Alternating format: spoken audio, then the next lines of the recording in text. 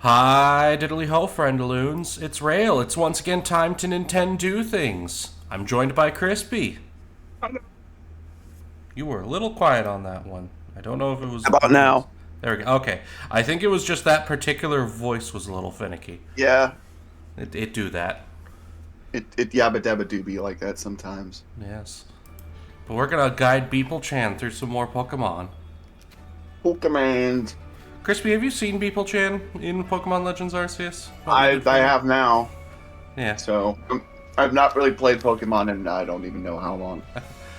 Okay, So so the idea with this was we can't really do a proper maid outfit because this game doesn't have those clothes, but we can do like a Japanese bathhouse maid outfit. I mean, it looks pretty solid. Yeah. Like Spirited Away sort of style. Yeah. Also, Zerg, thank you for the subscribe. You did it before I actually started the stream and it was still the music. I'm like, oh no! I'm gonna have to remember things now. Started early. I mean, this whole stream is pretty early. I'm not used to being up like on stream this early in the morning.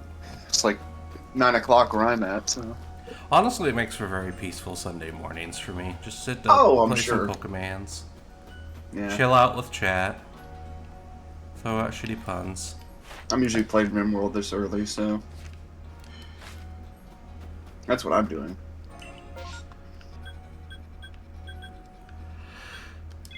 The amount to which you play RimWorld is kind of crazy. Hmm. The amount to which you play RimWorld is kind of crazy.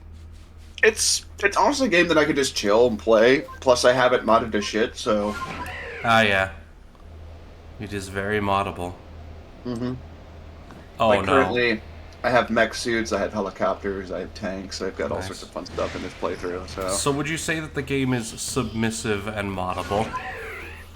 Oh God. Why must you hurt me this way?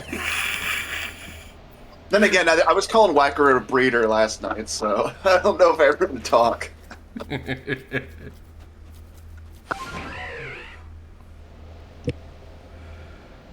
uh, Oh, I did. I missed this part. You being flown around by a bird. yeah.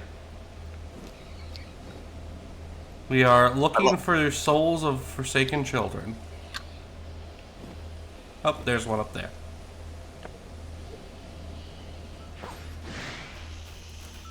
The way that she just was like on that, I don't know, there was something kind of funny. But yeah, like just It's a little, completely just stand still. it's a little board thing. Oh, Also, they definitely took some inspiration from Breath of the Wild with this game. I'm just gonna say oh yeah, 100%. But this might just be a me concern, but I see Nintendo is kind of just doing the sort of thing that Ubisoft does, where they're like, let's make the same game but in different settings. they really only, to my knowledge, this one takes after it. But this one translates to Breath of the Wild and ish pretty well. Because it's Pokemon and it's stuff people have always wanted at Pokemon. And the second game does very different stuff. Okay. The whole thing with Legends Arceus is it's Nintendo, or not Nintendo, the Pokemon Company getting experimental with their Pokemon game design without interfering with the core game design of the main games. I mean, I think they definitely should innovate. I mean, how many Pokemon games are just basically the same as the originals? Yeah. And, I mean, we saw with Scarlet and Violet that they do take some stuff that they learn from these into account when they make a new game in the Yeah. core series. So it allows them to fiddle with things in an experimental setting and then bring what works into the main series. Aren't they making a Metroid game that's kind of like an open world game where you have a motorcycle? It has open world segments. I don't know if it's fully open world. But Let's yes, see. that's the Metroid Prime 4, which I'm excited for.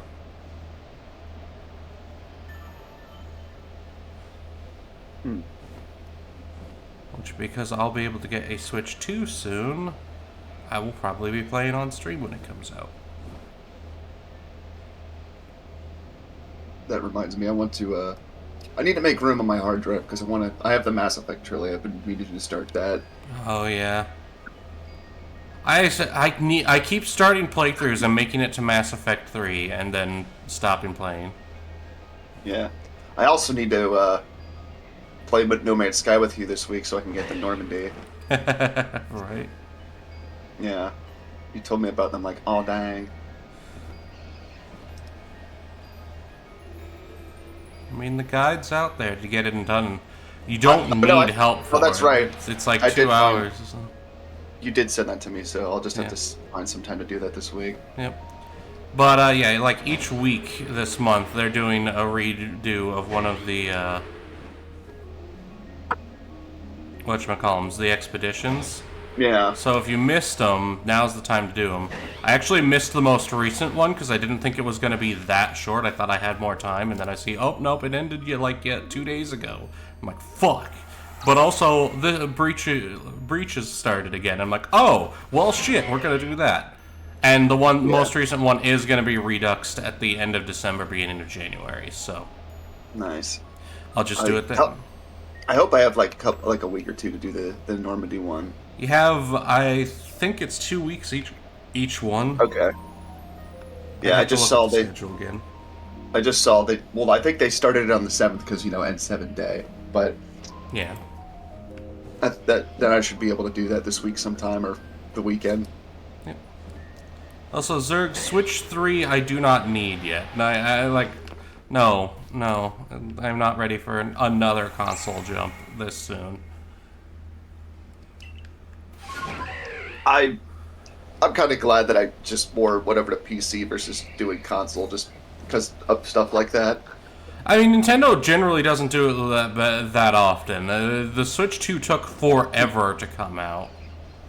Yeah. I guess I'm more thinking of like PlayStation or Xbox, which... Yeah, PlayStation and Xbox. PlayStation's kind of...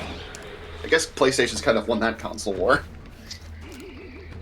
When you put out Halo on PlayStation, which is Xbox's like flagship title, that kind of means you take a victory in that. Yeah. Jesus.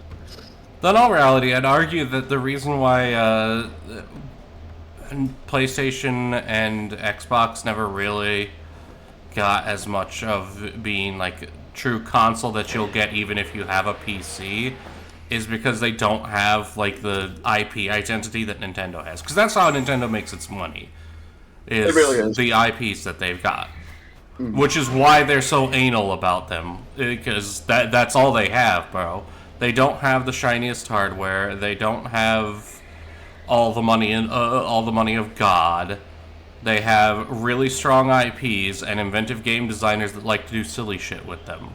I mean, I would say they definitely have a bit of money. Yeah. No. But in all reality, like Pokemon's a prime example of this. The Pokemon games do not make the money for the Pokemon Company. That's why they don't invest as much money back into the games, because the games are more just advertising for the merch. And they actually have really high quality merch. Pokemon merch is pretty damn good. And the merch is what makes Pokemon, by far, the most valuable IP. That makes sense. I gotta go... What am I doing? I can just fast travel back there. We gotta fast travel and switch it back to night so that we can see the souls from a distance. I'm trying to organize... Well, I have 2 bases in this current game. One is a ship. The other one's a ground base. Mm-hmm. I actually need to... I have a mod installed for this quest where you can get a special power source for your base, and I need it because apparently a nuclear reactor is not enough to power my base. Yeah, I need to pull I have a nuclear reactor and I'm having brownouts. Oh no. Mm-hmm.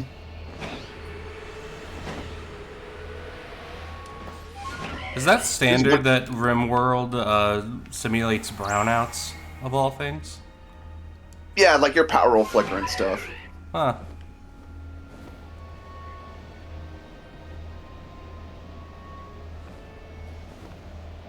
Most games usually do. You either have enough power or you don't, so that's rather impressive. Yeah, it's kind of nice because, some stuff will be running and others won't.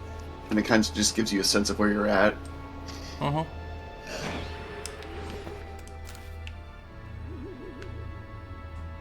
And then when you add a bunch of other crazy power stuff, it just gets, like nuclear reactors I've modded in, so. I can... I can smell the breakfast Fox is making, and it's driving me insane. Ooh. I do want Pancakes to make and some bacon. I do want to make breakfast then. We were in a diner yesterday because I was visiting my sister. There was some good food there. I love a good like local diner. We've actually got a local diner like 3 blocks away. Oh, dude, we do too. There's one near me that's like open 24/7. I need to go there again. It's been a while since I've been there, but they do some great food. And no, Chad, I will not tell you where that diner is because it... Oh, I'm same. going to give you a 3-block radius. Where is Rale? Yeah, I'm not getting specific either. Warp. Yeah, as you can see, the bird makes a lot of things a lot easier. Wait a minute, wasn't there a soul of a forsaken child in here? Can't remember if there is. It sounds so ominous. It's like I must find the souls of forsaken children. Yep. Nope, wait a minute. Maybe an unknown? No, I think the first unknown for the quest is here. That is one majestic looking Stantler. Right? It's a weird year, Stantler's evolution. Oh. I didn't Yeah. know Stantler got an evolution. He got an evolution specifically in this game, a couple Pokemon. In fact, this is an alternate evolution of Braviary. We're just gonna switch to Sneasler when we get up here. Yeah. I'm trying to remember what's the poke. Oh, Farfetch did Farfetch does have an evolution now. Farfetch'd got an evolution in Sword and Shield. Surfetched. Yeah. Because that's I mean my Pokemon experience has been Pokemon Go, so Yeah. at least largely as an adult.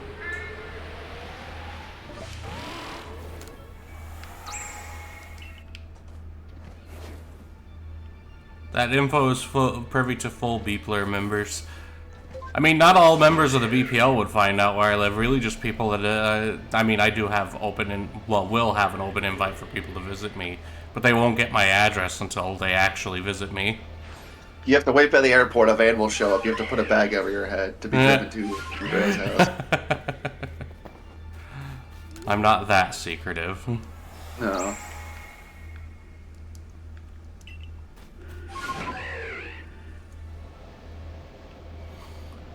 Ugh, there is an airport relatively close, so Yeah. we have to deal with a little bit of planes flying overhead, but not an obnoxious amount. I don't have to deal with, like, Mr. Train levels of stuff. Yeah, I would hate to have to deal with that. Yeah. And, like, generally I don't notice it at night. It's not enough to wake me up. Like, once in a while it'll be at an inconvenient time during the day. Oh, I forgot he can climb trees like this. So you just like riding Pokemon around half the time? Yeah. Given that your sprint is relatively slow, yeah. That's how I do. Ride Her the legs Pokemon. must be getting tired having to keep them stretched out like that. Right? Oh, there's like a sling she's in. Okay, that makes more sense then. I thought she was just kind of like hanging on there, and I was like, bruh. Nope. It's a little resty thing inside there.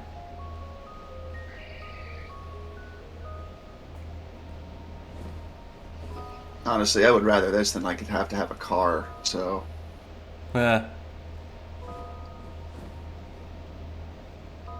Yeah, sometimes I do wish that America in general wasn't as car focused as it is.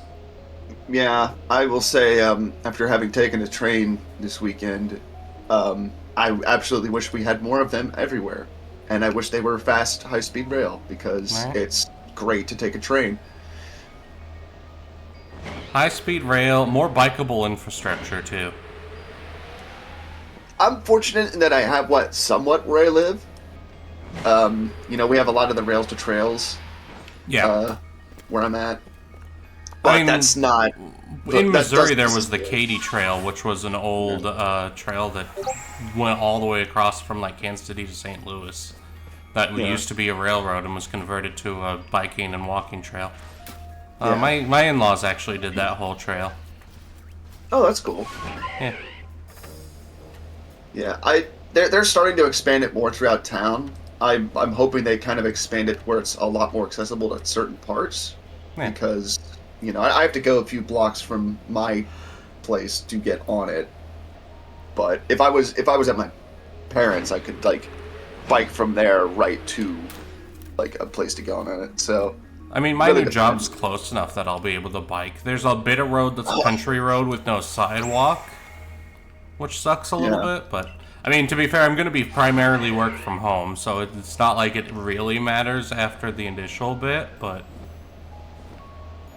his training's in the office, and then after that, I'll have my computer and everything at home and just work from home. Nice.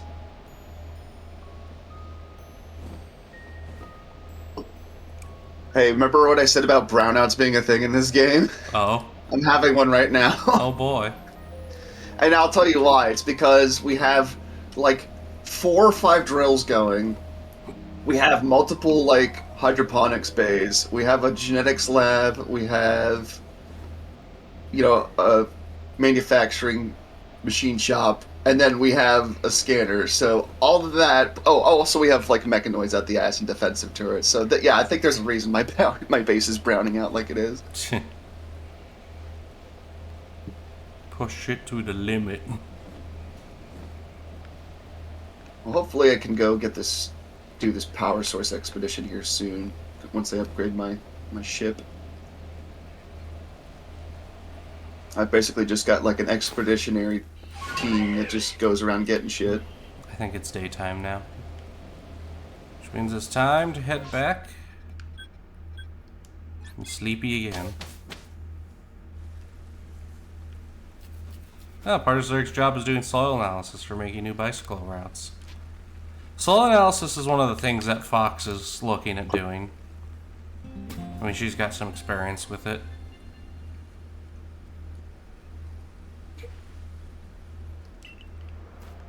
Nice. That is one big ass bird. Alright. I believe he's normal and psychic type. I don't actually have one of my own yet, and we can't use this one for battling, so. Imagine how terrifying it would be if we had birds that size. I mean, we kind of do, but ones that don't fly. Imagine if they could fly. Like, imagine if an ostrich could fly. I mean, have you ever seen a golden eagle? No. Let me look that up Do real yourself a quick. favor and look up how big a full-size golden eagle is. That is big. Oh, that is a good sized bird. That is the kind of bird that will steal your dog. Yeah, that would take a chihuahua for sure. Oh, that'll take bigger than a chihuahua. Mm-hmm.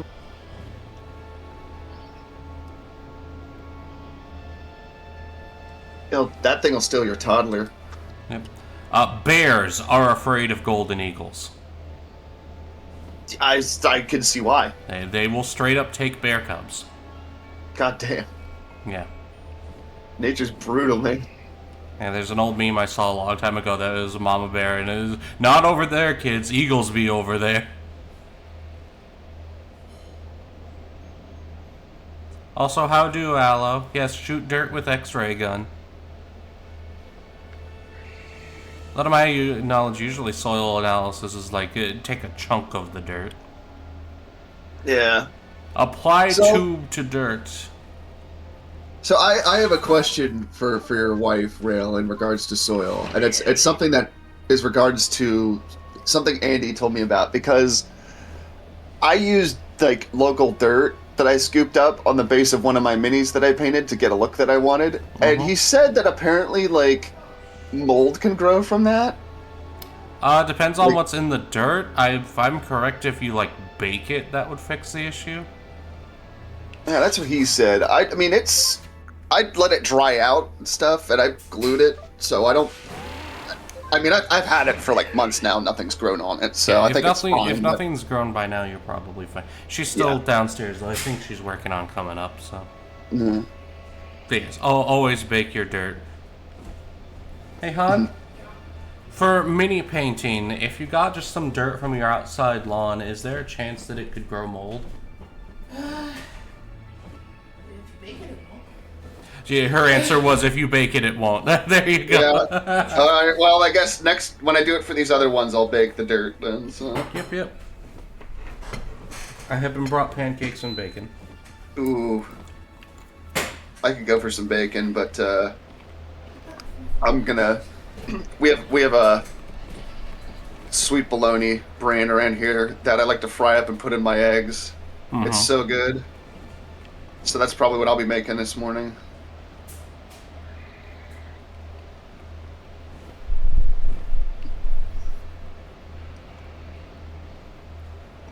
Okay, so Ramshackle got Fruity Pebbles. Nice. Yeah, you Currently, gotta I'm bake your having bacon to make sure it doesn't grow mold. Actually, if making bacon in the oven's pretty solid. That's how I we make my our bacon. Yeah. Yeah. We just make a bunch of bacon all at once. Yeah. And then we have bacon it's for way days. easier than. Yeah. If you don't have a skillet, that's the way to do it. Like a big skillet, because doing it in a pan is just so tedious.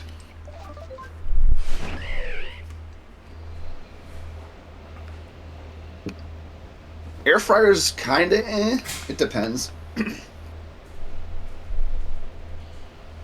Yeah, no, you just do the whole package at once, and then you have bacon for the rest of the week. And if you do crispy bacon like I do, then it's good even cold.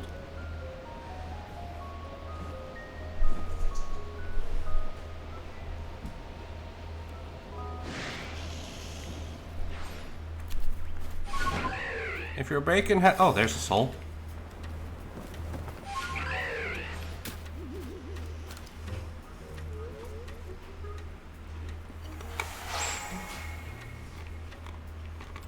There's one wisp remaining in this whole area.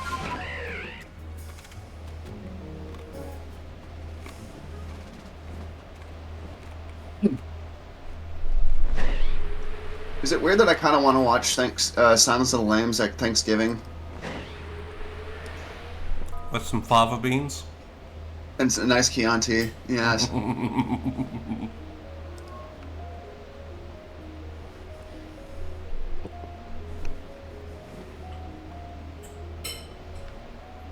God dang it.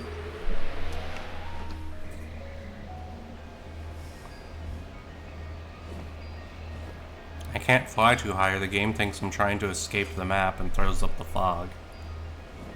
I will say the music I'm listening to right now is giving, and the rain in the game is giving this a certain vibe. Oh yeah, no, it's super peaceful. There's a reason why I can just fly around looking around like this. This is just peaceful, nice morning, comfy stream.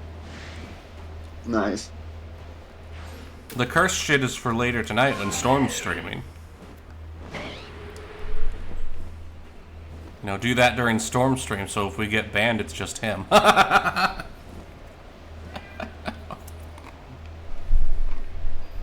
And there it is. The final soul.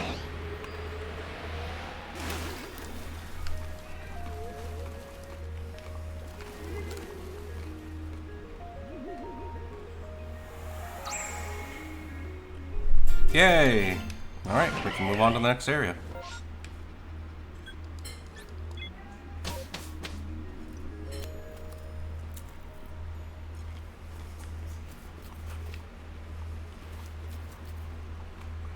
This is unfortunately a required quest.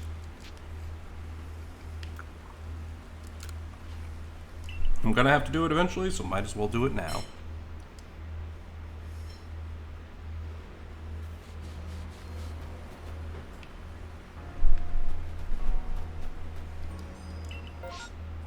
Alright.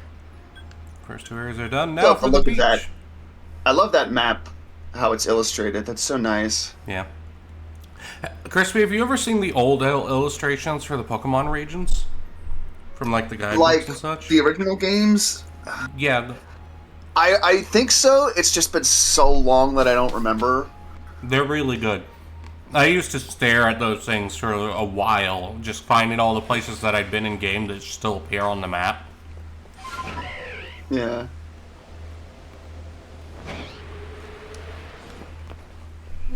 A strong start to our soul hunting.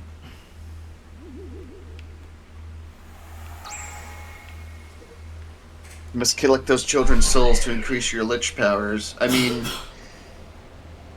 Yes.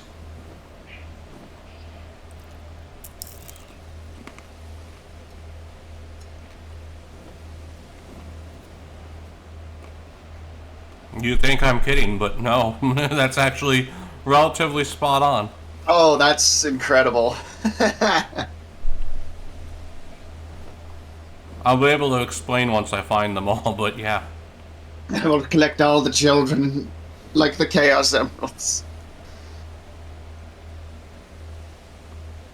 Is this like Scooby-Doo Zombie Island where you have to harvest their souls to retain your immortality?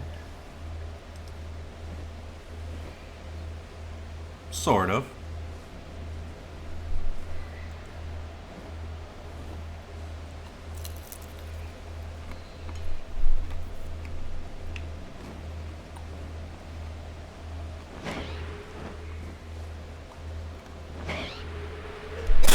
Dang it, it's daylight again. There's one at least on this island. Oh, I can still see that pretty well.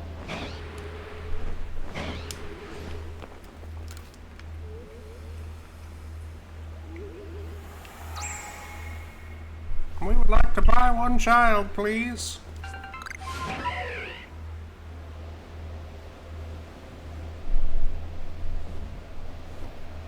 There's a question. Crispy, do you know Sword Art Online? I know of it. I'm not really into it. Have you watched the abridged series for it? I have not. You really should. Anime is like a picky thing for me. I hate to say.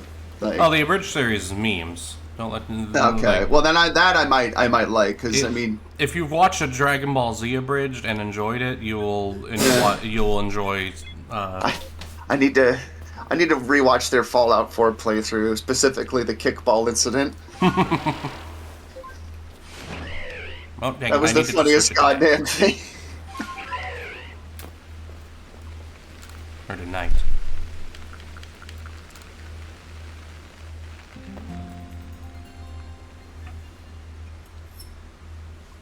I never watched their Let's Play stuff, so what was their kickball incident?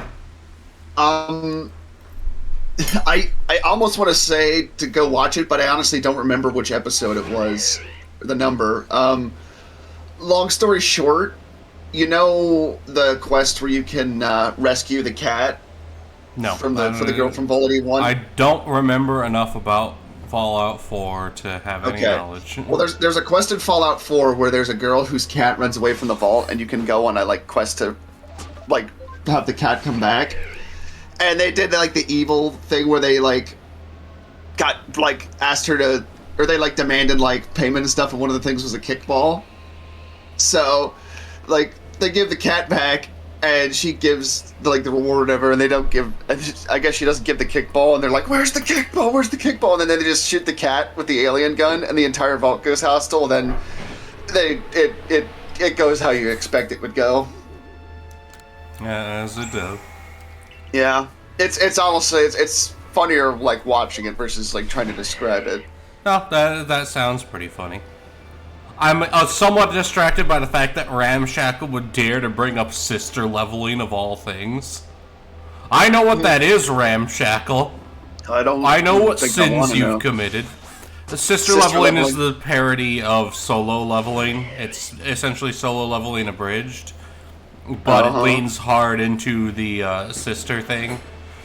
So what the washing machine. Yeah, what it does is the system, the leveling system that he gets, gives him different romance routes. So it's sister route, jailbait route, MILF route. God.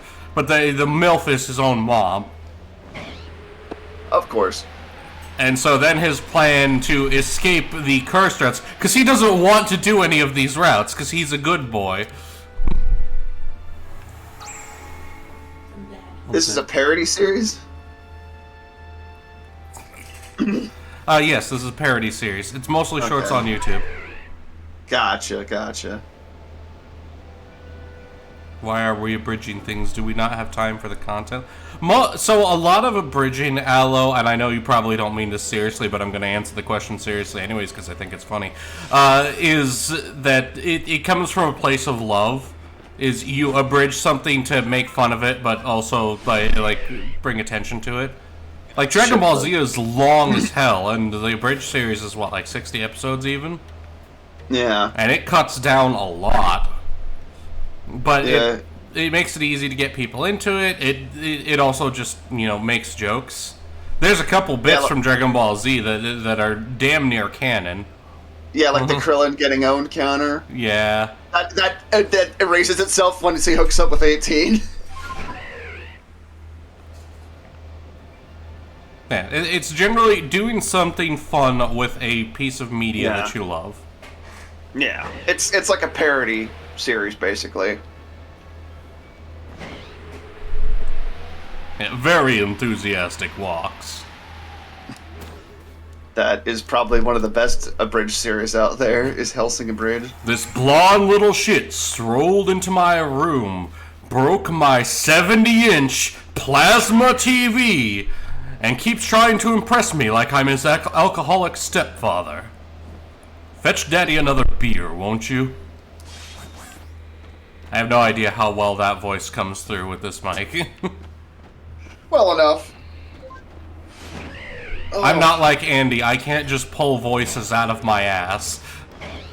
I mean, I could try to do a few, but apparently they don't really come through well, so... God damn it. There's still bugs in my hangar. We had a... Bugs in your hangar, is that what the kids are calling it these days? Yes. We had an infestation in our mech suit hangar bay, and, well, there was a lot of bugs that we had to shoot. I'm pretty sure they make a cream for that. They broke into the wrong part of the base because that's where the mech suits were. And they have mech suit-sized swords. How? Alright, now then. We have one Ultra Ball, and there's a Magby over here. We're gonna hope we can get lucky. And, oh, it's an Alpha Magby. Hello, Convenient! That's his name now. God dang it.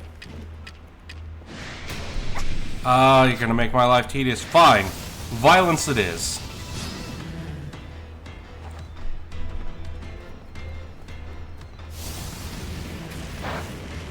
Zerg, what do you mean back when Magmar was common? This is a relatively recent game. Alright, first of all, remove Magmar.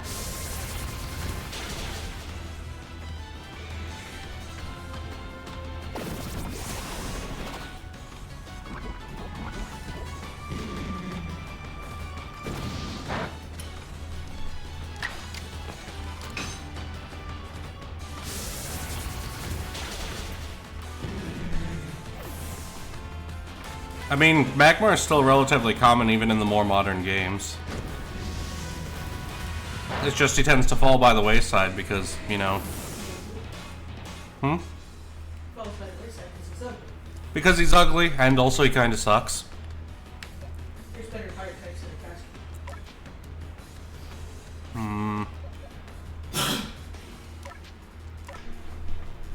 We don't want to do a lot of damage to this guy.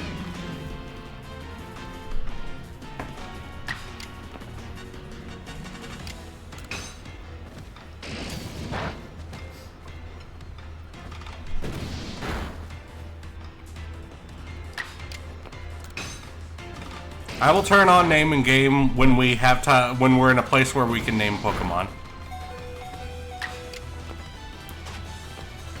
Yeah, let's just start throwing Great Balls. Oh no, where'd it go? Oh, balls!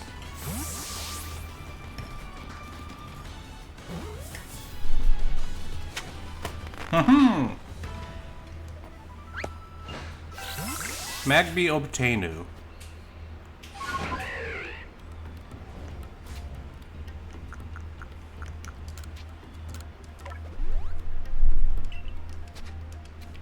Honestly, I should have just gone and back to base and revived him, but oh well. Now I can just continue cruising around.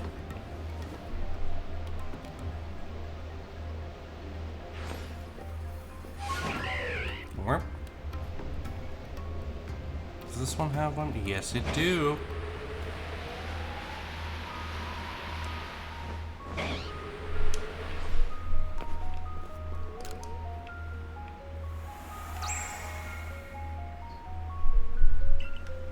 There are 11 wisps remaining in this area.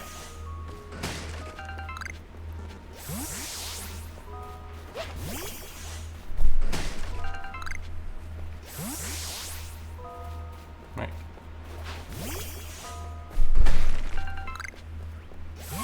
Whee!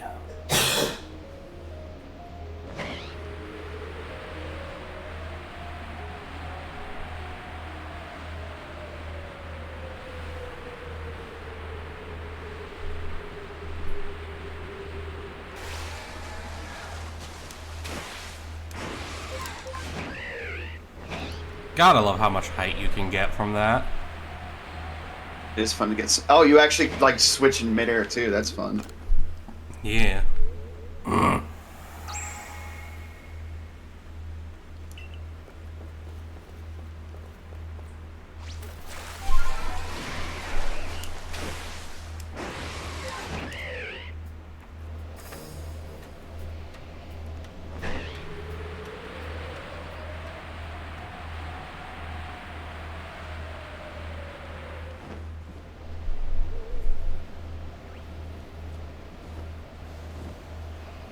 Ah, there's one up there.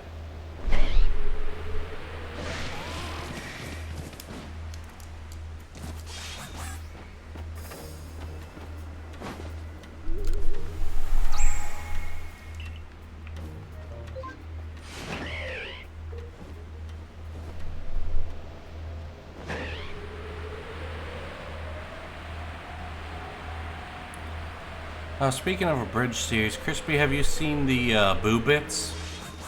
The what? The Boo Bits. Team 4-Star released a series of short bits of what they would have done if they had done the Boo Saga. I have not. You really should watch it.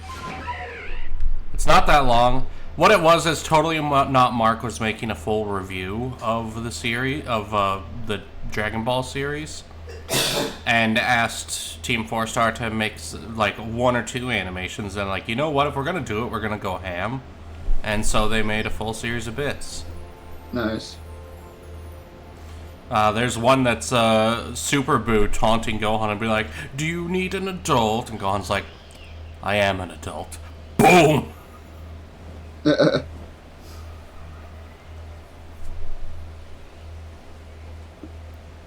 It's come full circle. It has. Also, Vegeta getting to be like, I am a way better dad than Kakarot. I think I see a soul over there.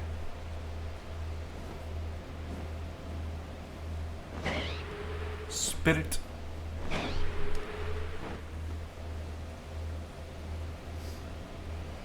Nope, no soul. Okay. Dive, dive, dive. Dive for the souls. Nothing on this little bit either. Alright, let's go back to camp and set it back to night again.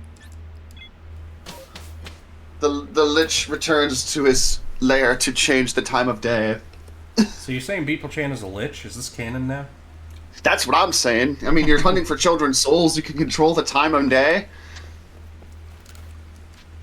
If you got a phylactery, then I'm saying Beeplechan's a lich. Actually, I'll draw Beeplechan as a Lich King. Fuck it. I'm now imagining like the full version of Beeplechan in the Lich King's armor. Lich King armor is pretty fucking sweet. Yeah, like, I I know. I've never played World of Warcraft. I'm not really into it, but that armor is cutscene dope. where, like the Rise of the Lich King or whatever, where he like revives the undead army in like the Frozen North. Like, that is the most metal shit. Yeah. Oh yeah, no, 100%. This matter needs to be taken up with Halzakar. Look, I didn't take up making our character in this with Halzakar. I did this on, well, at Chat's insistence, because Y'all actually pay for this, so I'm pretty much on the side of, if chat wants it, we'll do it. Beeplechan belongs to everybody. I know Cookie's the voice of Beeplechan, though. Oh yeah, Crispy, you know me and Squick are gonna have to duel at some point. I want to see that. To see which one of us is the prettiest princess. What are you gonna duel in? I don't know. Someone suggested Smash Brothers, and I'm like, that's not fair to Squick, because Daisy is one of my mains. I feel like it should be a game that is just you're going to both equally be incompetent at. Yeah. Something dumb like, like Amazing Frog. That's it, Amazing Frog. You have to compete to get the crown. I've never even heard of Amazing Frog. Oh shit! I have to send you a video then. I can guarantee you that I could see you and Squick playing Amazing Frog. I'm surprised you haven't. That's like an old Game Grumps episode where they played Amazing Frog. I don't watch that much Game Grumps. Especially not Okay. anymore. Well, that's fine. I'll send it to you. But Amazing Frog is just a shitpost of a game that I could definitely see. A lot of people in the BPL playing, honestly. Yeah.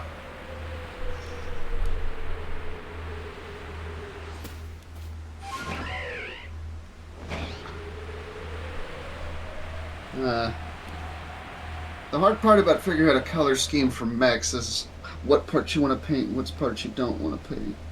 I mean, I usually go with the classic Gundam method. You've got your inner frame color and your outer armor color. And then your, like, eyes and glowy bits color. I mean, that's kind of what I have a primary and secondary I'm painting for. Because I'm painting both, like, an Inner Sphere Merc Company and then, like, a Clan Star. Yeah. And the Clan Star I'm doing based off of my Blood Asp, which is, like, black and red. While the Inner Sphere one's like a blue and like a khaki with a blue and white with khaki. So, but it's just more of like which parts I want to paint and which parts I don't, because I like to do a little bit different with each different mech I've done. Like other mechs I've painted, I've done like striping on them that I've done put tape on and done like painted lines. And I would like to do that with these. Unfortunately, I lost my painting, my roll of like the model tape that I used for that, so I'd have to get a new one, or just start cutting up masking tape and using that. Yeah.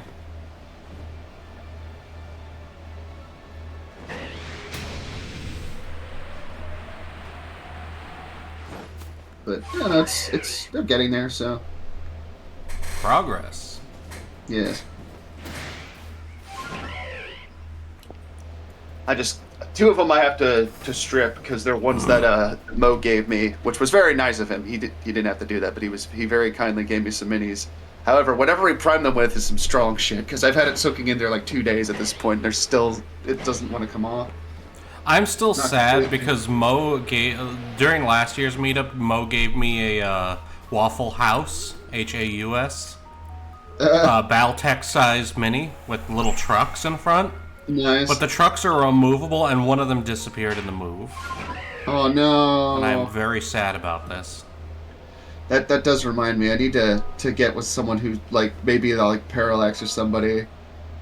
I have an idea for a dropship Waffle House themed looking thing that I did a sketch of a while ago. I wouldn't mind turning into a model.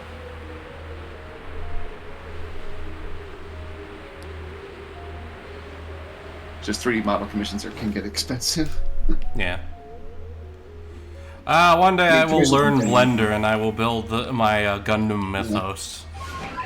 Yeah. Oh, I'd love to learn more about Blender, but man, Blender's a rabbit hole. Yeah. Actually, Crispy, how much do you know about Gundam? Fair bit. Okay. So, Like,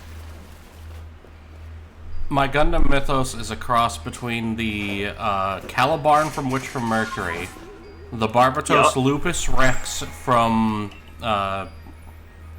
fucking Iron-Blooded Orphans, and the Strike Freedom, specifically the Mighty Strike Freedom from Gundam Seed. Very interesting. I definitely like the idea of Calibarn mixed with Barbados Lupus, because both of the Iron-Blooded Orphans designs are fucking sick.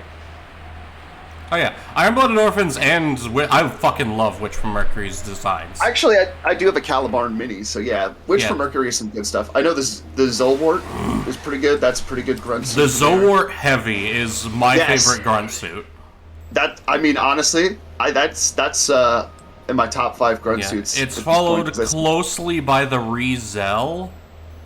Yeah. From Unicorn. Oh yeah, that's a pretty good one too. I also like the Girazulu. Yeah, and before anybody says, the Jesta is not a grunt suit, it is a Spec Ops suit. They were specifically designed in a small group as normal pilot. Yeah, they are normal pilot escorts for the Unicorn. Yeah. That was their purpose. Yeah, I'm based, but I still think my favorite grunt is the Zaku. I mean, Aloe, one of my 2 favorite grunts is Universal Century, so... But also, Witch from Mercury's designs are amazing, and... deserve all the love. I definitely like that they're, starting to experiment a bit more in terms of, how they do the designs. I will say I wasn't really a fan of, the whatever the QX series is or whatever. Oh, the G-Quads? Those are a bit too over-designed, in my opinion, and they're kind of... Well, that's because the people who were working on those were not the normal ones. That was the Evangelion people. No, I know that, but it's still, I'm just like... It's a little bit too much, in my opinion. You know, I like the... Yeah, the Iron-Blooded Orphans designs, those are, really alien-looking to me, but it's also, they're more mechanical looking. I like the look of that. They really kind of get this sort of skeletal, beastly look to them, and it's kind of... It's interesting in a different way, if that makes sense. No, 100%.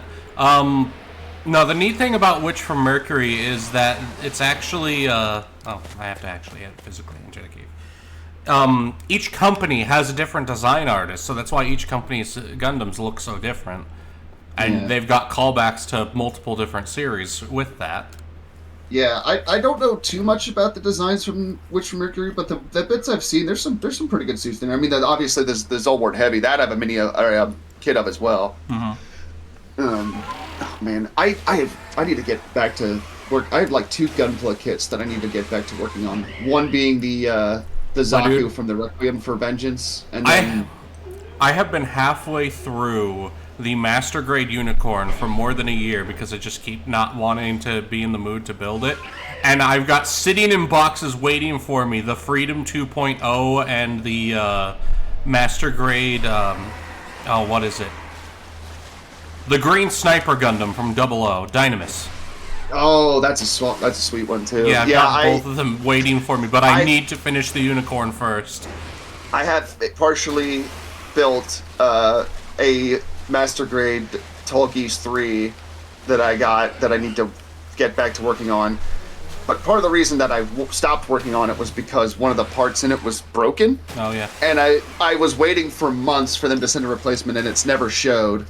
However, I have a spare Master Grade of the basic Tallgeese, because long story short, I ended up getting 2 because I broke one and I had to get replacement parts for it. Also Tallgeese. And yes, I love me Tallgeese. That's my favorite mobile suit.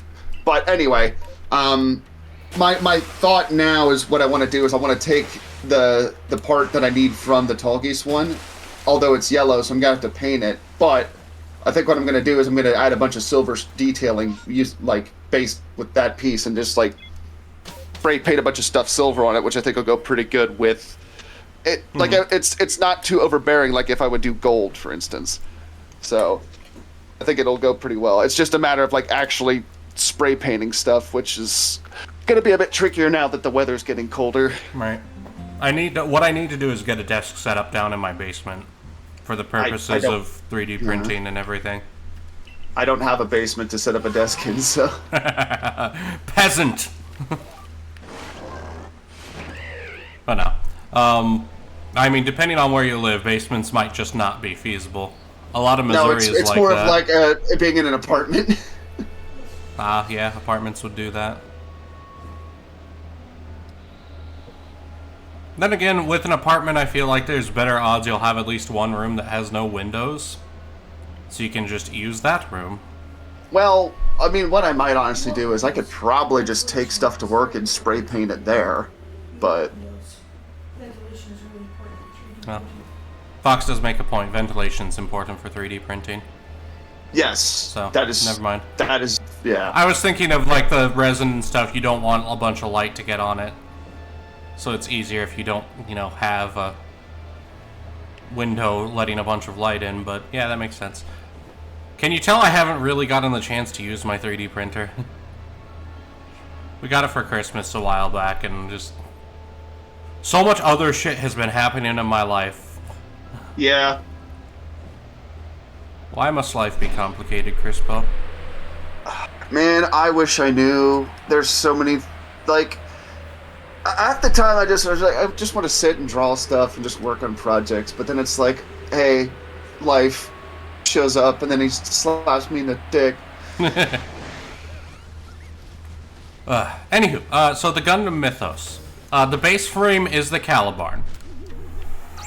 It has, oh god, I'm trying to remember. There's a Gundam from one of the Witch from Mercury side story that has redesigned feet, and it has the feet from that. It's Gundam V. Yeah. There's something, it starts with a V. But Man, you'd really only know it if you've read the manga or, dive deep into the wiki like I do. Yeah. Not Victory. It's not Victory Gundam. Like I said, it starts with V, but it's not. But it's from Witch from Mercury. It's a side story. Honestly, if I was going to make a mobile suit, I would probably just do my own custom design. It's a lot of it ends up that I would have to make custom parts. So it's a 2-pilot mobile suit because it needs it for the sheer amount of weapons it has. Its back has 6 wings that mount shields on them, and those shields are all the shield from the aerial. So 10 bits for each one, so that's 60 bits come off the wings and just wreck people. And then it's got, most of them are smaller versions, but it's got 9 of the tails from the Barbatos Lupus Rex. Because the main suit is designed for engaging one-on-one with experimental super units. And then the backpack and the second pilot is to allow it to engage large groups by itself. There's a lot of lore for my personal Gundam setting of why this thing is the way it is. It's the combination of 2 other Gundams and mixing their tech when they figured out how to create a link system that allows 2 pilots to synchronize their minds. Oh, if we're talking custom settings, I mean mine is more focused on power armor than mechs. But when I say power armor, I mean something like BattleTech or Fallout sized. So basically like a mini mech almost, but one that you're wearing essentially. I did have the idea a while ago for a mech setting, but it was going to be more set in the 90s, early 2000s, and it would have been if the Star Wars project would have been successful and all sorts of developments coming from that. But then the war in Ukraine happened, and I was like, I don't really want to work on this right now. So I decided to focus more on the other sci-fi setting that I have, which is one that I've wanted to do for years, and it's one I want to make a comic of. Ooh, they're doing a master grade Gundam Barbatos Lupus. Wait, they're actually doing it? Yeah, there's pre-orders up for it right now. I'll send you a link. Is it a master grade or is it the full mechanics? It's a master grade. One moment, Chad. I need to go look at this. Yeah. I was looking for I was trying to find that one. It was the... Hold on. Holy shit, it's an actual... Yeah. The Barbatos Lupus is dope. The fucking sword mace is my favorite weapon in all of Iron-Blooded Orphans, and one of my favorite weapons in all of Gundam. Now, mind you know what? This is the kit I was trying to find. This is the one I would love to have, but I definitely won't get because it's like, well, it's sold out now, but yeah, it's super expensive. Oh yeah, dear God. Yeah. The Nilsson Works perfect grade monument repair type scale model kit for the fucking Tall Geese. Tall Geese is dope. Yeah, it's it's my favorite suit for a reason. But Rale, okay, the Gundam hammer is fucking dumb, Aloe. I'm sorry. Hey, I'm here for the Gundam hammer. But I'm also like a fan of Megas XLR, so if we're doing like honestly, if I was gonna do a custom mobile suit setting, it would be like Megas XLR. Like that level of just.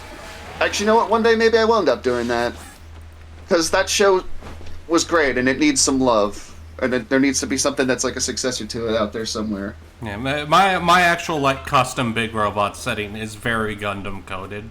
Because that's the kind of mechas that I like. I like Gundam, I like Code Geass.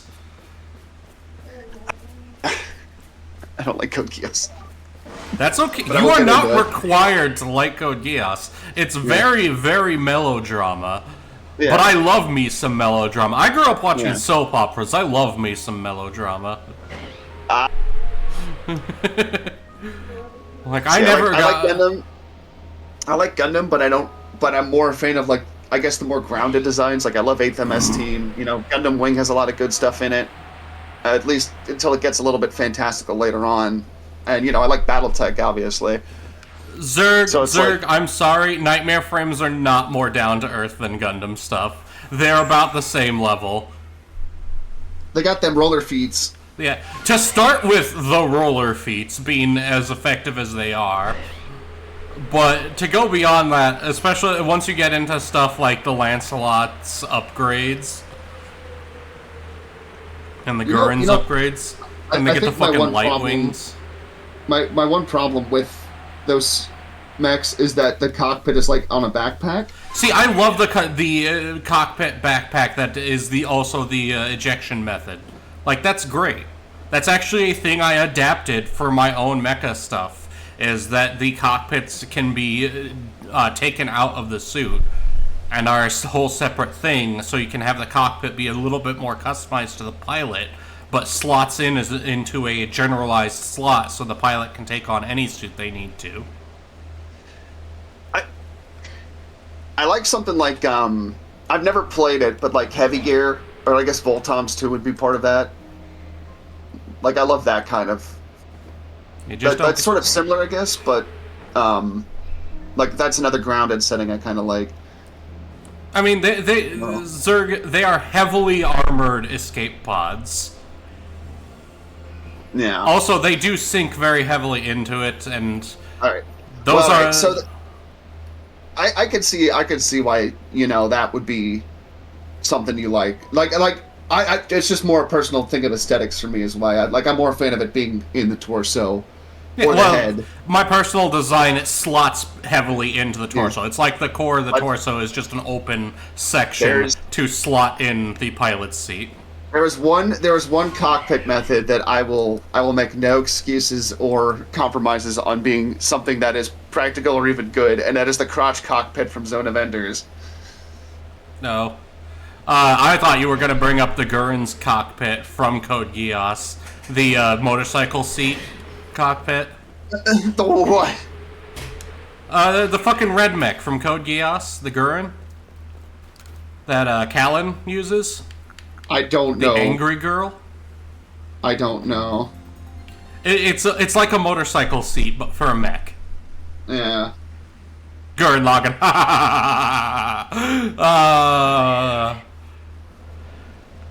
Well, Gurren Lagann is just drugs, so. I fucking love Gurren Lagann. The Turn A Gundam also has the cockpit, and it can detach and fly away. That's actually a major plot point, because one of the... I can't remember. Oh yeah, the main character flies away when escaping because the Gundam's surrounded. So the bad guys hook up a filler cockpit to try and make the Turn A Gundam work. And so the main character loses their Gundam for a while. The Turn A Gundam's fucking wacky, though. That mustache, man. Yeah, it's... I mean, the whole thing of Turn A is wacky, and you know why? It's because Sid Mei designed all that stuff. Mind you, Turn A is Sid also Mei- really good, but it is definitely silly, too. But, I mean, all the best Gundam stuff is silly and melodrama, combined with cool robot designs. Yeah. Like, Camille's whole initial motivation for sticking it to the Titans is because one of them called him a girl. Yeah. But, I mean, that's what I love. I love that Sid Mei did some mobile stuff. Sid Mei is a fantastic sci-fi artist, and it's honestly, like, probably, like, one of the biggest influences on the ways of the look of sci-fi in the past, like, 40 years, if not more. Yeah. Also, Aloe, okay, so Gundam Age did a couple things that were really interesting that I think it's worth sitting and watching through it. I really enjoy the generational aspect of Gundam Age. Along with the sort of 3D printer Gundam that, you know, it's a extension of the original Gunsub's learning computer, in that the learning computer is tied to a 3D printer that develops new gear as needed. I don't care for the aesthetics of the setting, like, because nobody really likes it. It's it was themed off of race cars. That was their idea. Is, oh, we'll make race car Gundams. That's why the Age 1 normal has the stupid ass little spoiler thing. Oh my god. Other than that spoiler, the Age 1 isn't that bad. You know what there needs to be a kit of? The Tequila Gundam. Everybody wants the Tequila Gundam, but they'll never especially make that it. custom one, the custom one from the From Build cowboy one. Divers, yeah. Yeah. I know they'll never make it, but it's like, damn it, Japan, you made one of the best... I bet you, like, the whole reason they don't want to do it, I'm sure, is because they don't want to be sensitive, but I'll bet you even, like, people in, like, Mexico are like, hell yeah, we want a Tequila Gundam. I mean, at least, here's the thing. The Tequila Gundam's actually well designed. It's better than, like, the fucking Maxter Gundam. But even then, it's like that. The Maxter Gundam is like America as fuck. It's so great. Yeah, it's a fucking football player surfboard, or just And then it's like and a boxer, yeah, with ab armor. Like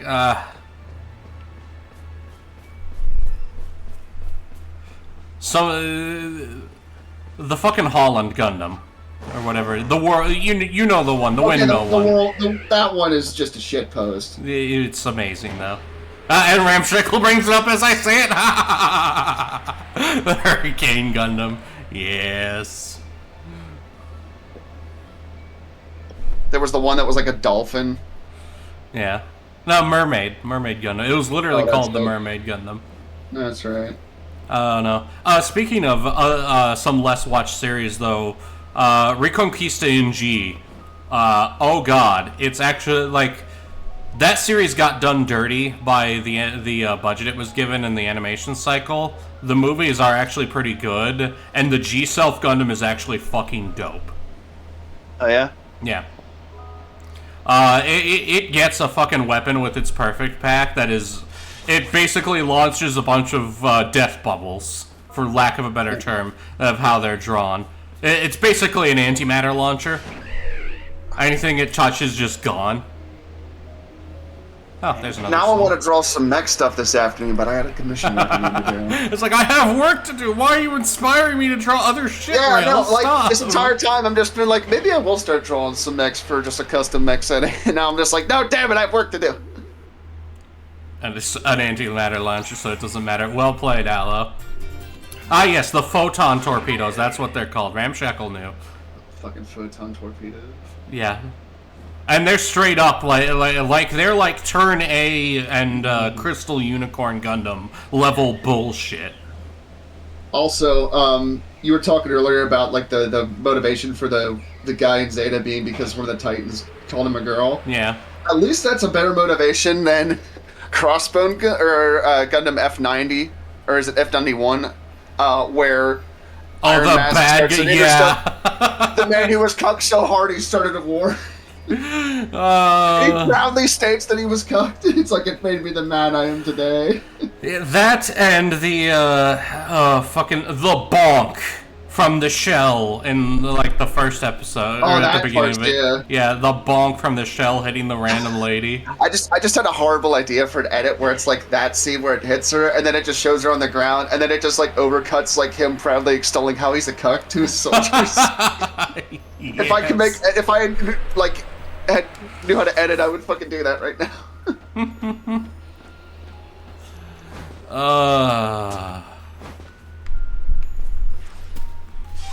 This is the flying around the Pokemon map looking for souls while Crispy and Rale chat about Gundam stream. But that's okay. Yeah. I will probably hop off here in a little bit because I want to go make some breakfast. Yeah, I consumed I'm my not in too breakfast much during rush. this. Well, I had 2 I guess I pancakes could probably today. Were go- delicious. I could probably just go make breakfast and come back. That is an option, but I'm not going to make you come back. If you want to sit and eat your breakfast in peace, that's perfectly fine. Well, yeah. Plus, I feel like if I got stuff I should probably be doing today, at least a little bit. I don't want to have an entirely lazy day. You can have a little adulting as a treat. Yeah. Well, wanted to start commission work because it's one that I've been meaning to start, but this week's just been this week, and Yeah. yeah. The time after returning from the con. Yeah. I'm just glad I didn't. I am very glad I did not get con funk or con crud or anything like some people did. Yeah. I got very lucky with not getting that. Sickly hobbitses. Mm-hmm. Where in God's name are these last souls? Huh. Huh.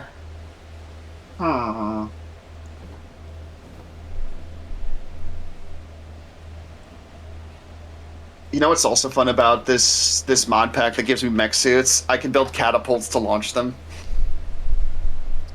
Nice.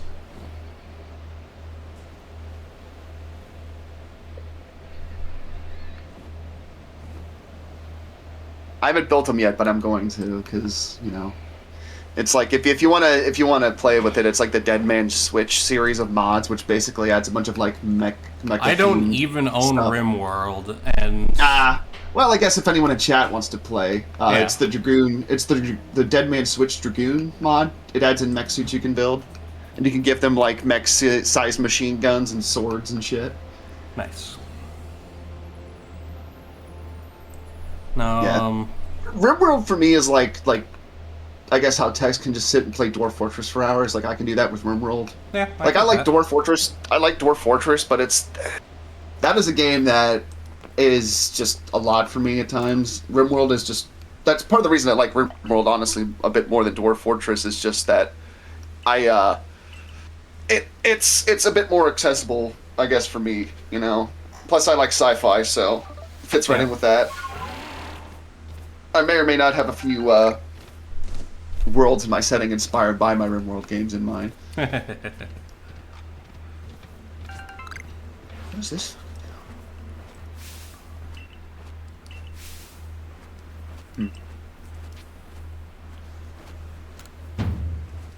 I may or may not have bought like a bunch of albums while we've been sitting here. Hey, we have to fight the chat-ot. Is that what that thing is? Yes. Your character, Beeplechan looks like she would be like vibing at Woodstock with those glasses and that yeah, like look at that. Like she would definitely be hanging out, in a drum circle.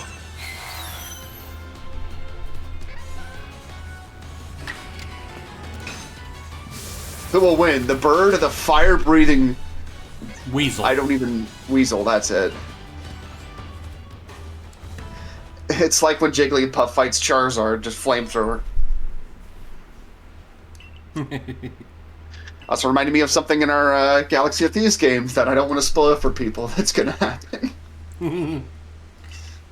That I need to listened to the latest episodes we put out, but we're getting into some fun bits in that. It's just funny, like, going back and listening to it, it's like, oh god, I played a sociopath in this game. Oh, before I forget about it, anybody who's voting or looking to put a question forth in the Ox mayoral election, I'm the one who organizes those questions. As a quick warning, I will try to include questions from as many people as possible, but in order to do that, I will generally only take one question from each person. If you put in multiple questions, it's down to my judgment on which one is the best. So if you think one of them is better than the others, only put that one forth.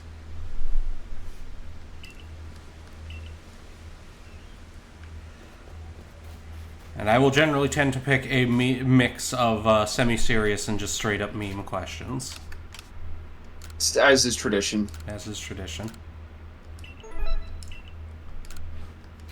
But you have till Friday, because Friday afternoon is when I'm going to be organizing the list. Yeah, I've been thinking of a question to add, but I'm not really sure what I would add. Other than, like, a meme answer, like, what about the droid attack and the Wookiees? And now that I've said it on stream, I can add that. So... You can still add it. I mean, if nobody else asks it, I know what question I'm going to slip, because I'll always slip in one from myself. Because rights reserved is the person who goes through the organization. Well, yeah.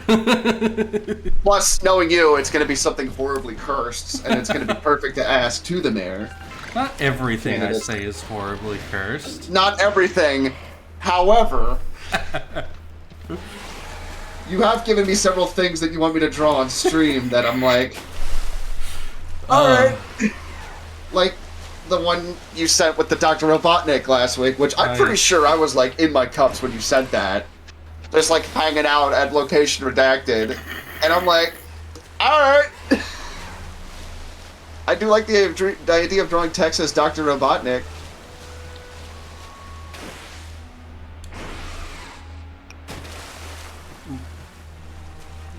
Reserves, sure. I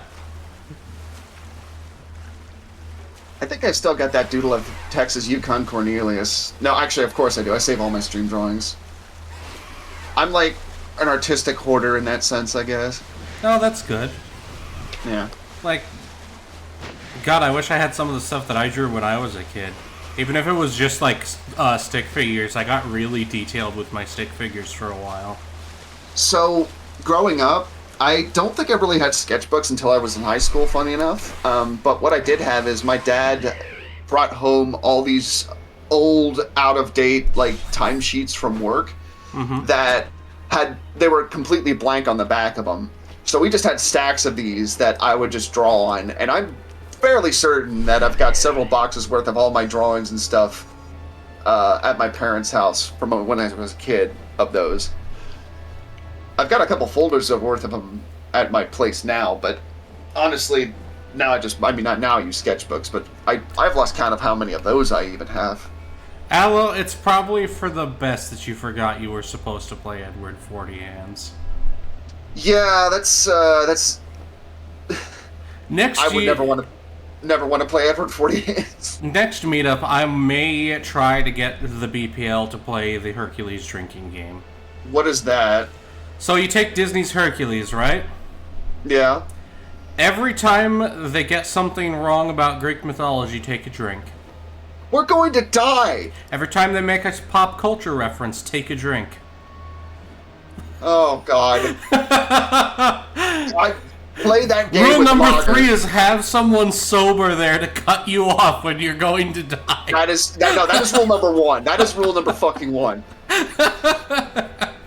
That's like if we played the Lord of the Rings drinking game. Especially if we did the extended edition, we'd be hammered. Like, take a drink every time Frodo looks like he's about to cum his pants. Take a drink every time Sam and Frodo have a gay moment. Take a drink every time Schmeagol says precious. Shit like that. There was like a comprehensive list somewhere, but it's just, There was one that, oh god, the Ghost Stories English dub drinking game. Oh, that would be you know what? I think that's a game we need to play next time we have anime night. Every time that one girl says something racist, take a drink.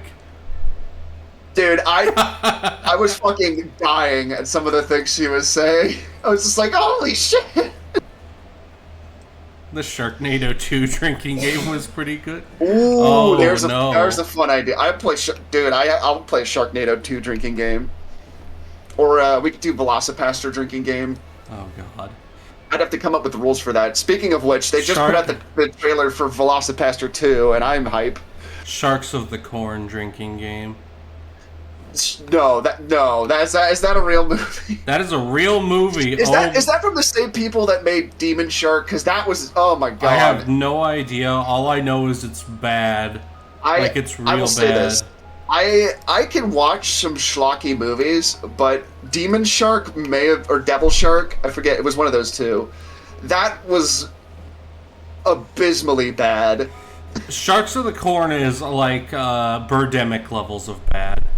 I think it might also be the same studio, because I remember seeing that as a... Because you just see like sharks, like in some head, there's just sharks going through cornrows. Yeah. Just something dumb like that. They swim in the corn, the sea of green. I need to see Ghost Shark too, The amber waves. Just for the one scene where the guy's on the slip and slide and the shark materializes and eats him. It's like the one Tiki movie we watched. The best part of that movie is watching Harry Kim getting murdered by a Tiki demon. I took screenshots and was posting them in the BPL that night when we were watching. I was like, rip Harry Kim.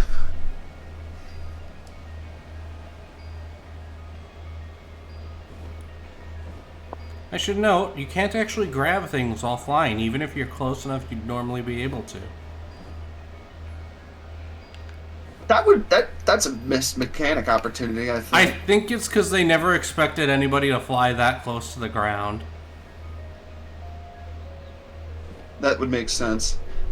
The reason you're not flying higher is because it glitches out, is that it? No. In certain places, if I'm flying too high, it'll summon the fog, because it thinks I'm going out of bounds. Gotcha. Here, it's not that big a problem. No, in that case, it was just I was flying so low to the ground because I was going over a little hilly bit before I moved on to area that's much farther down. I'm having such trouble finding those last couple ones. Pretty sure we've got a couple more. I know I've got at least one left. Alpha Artillery.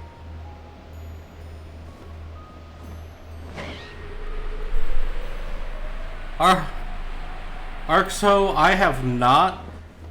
To be fair, like stuff like Sharks of the Corn, I know about because of Fox watching them in the background.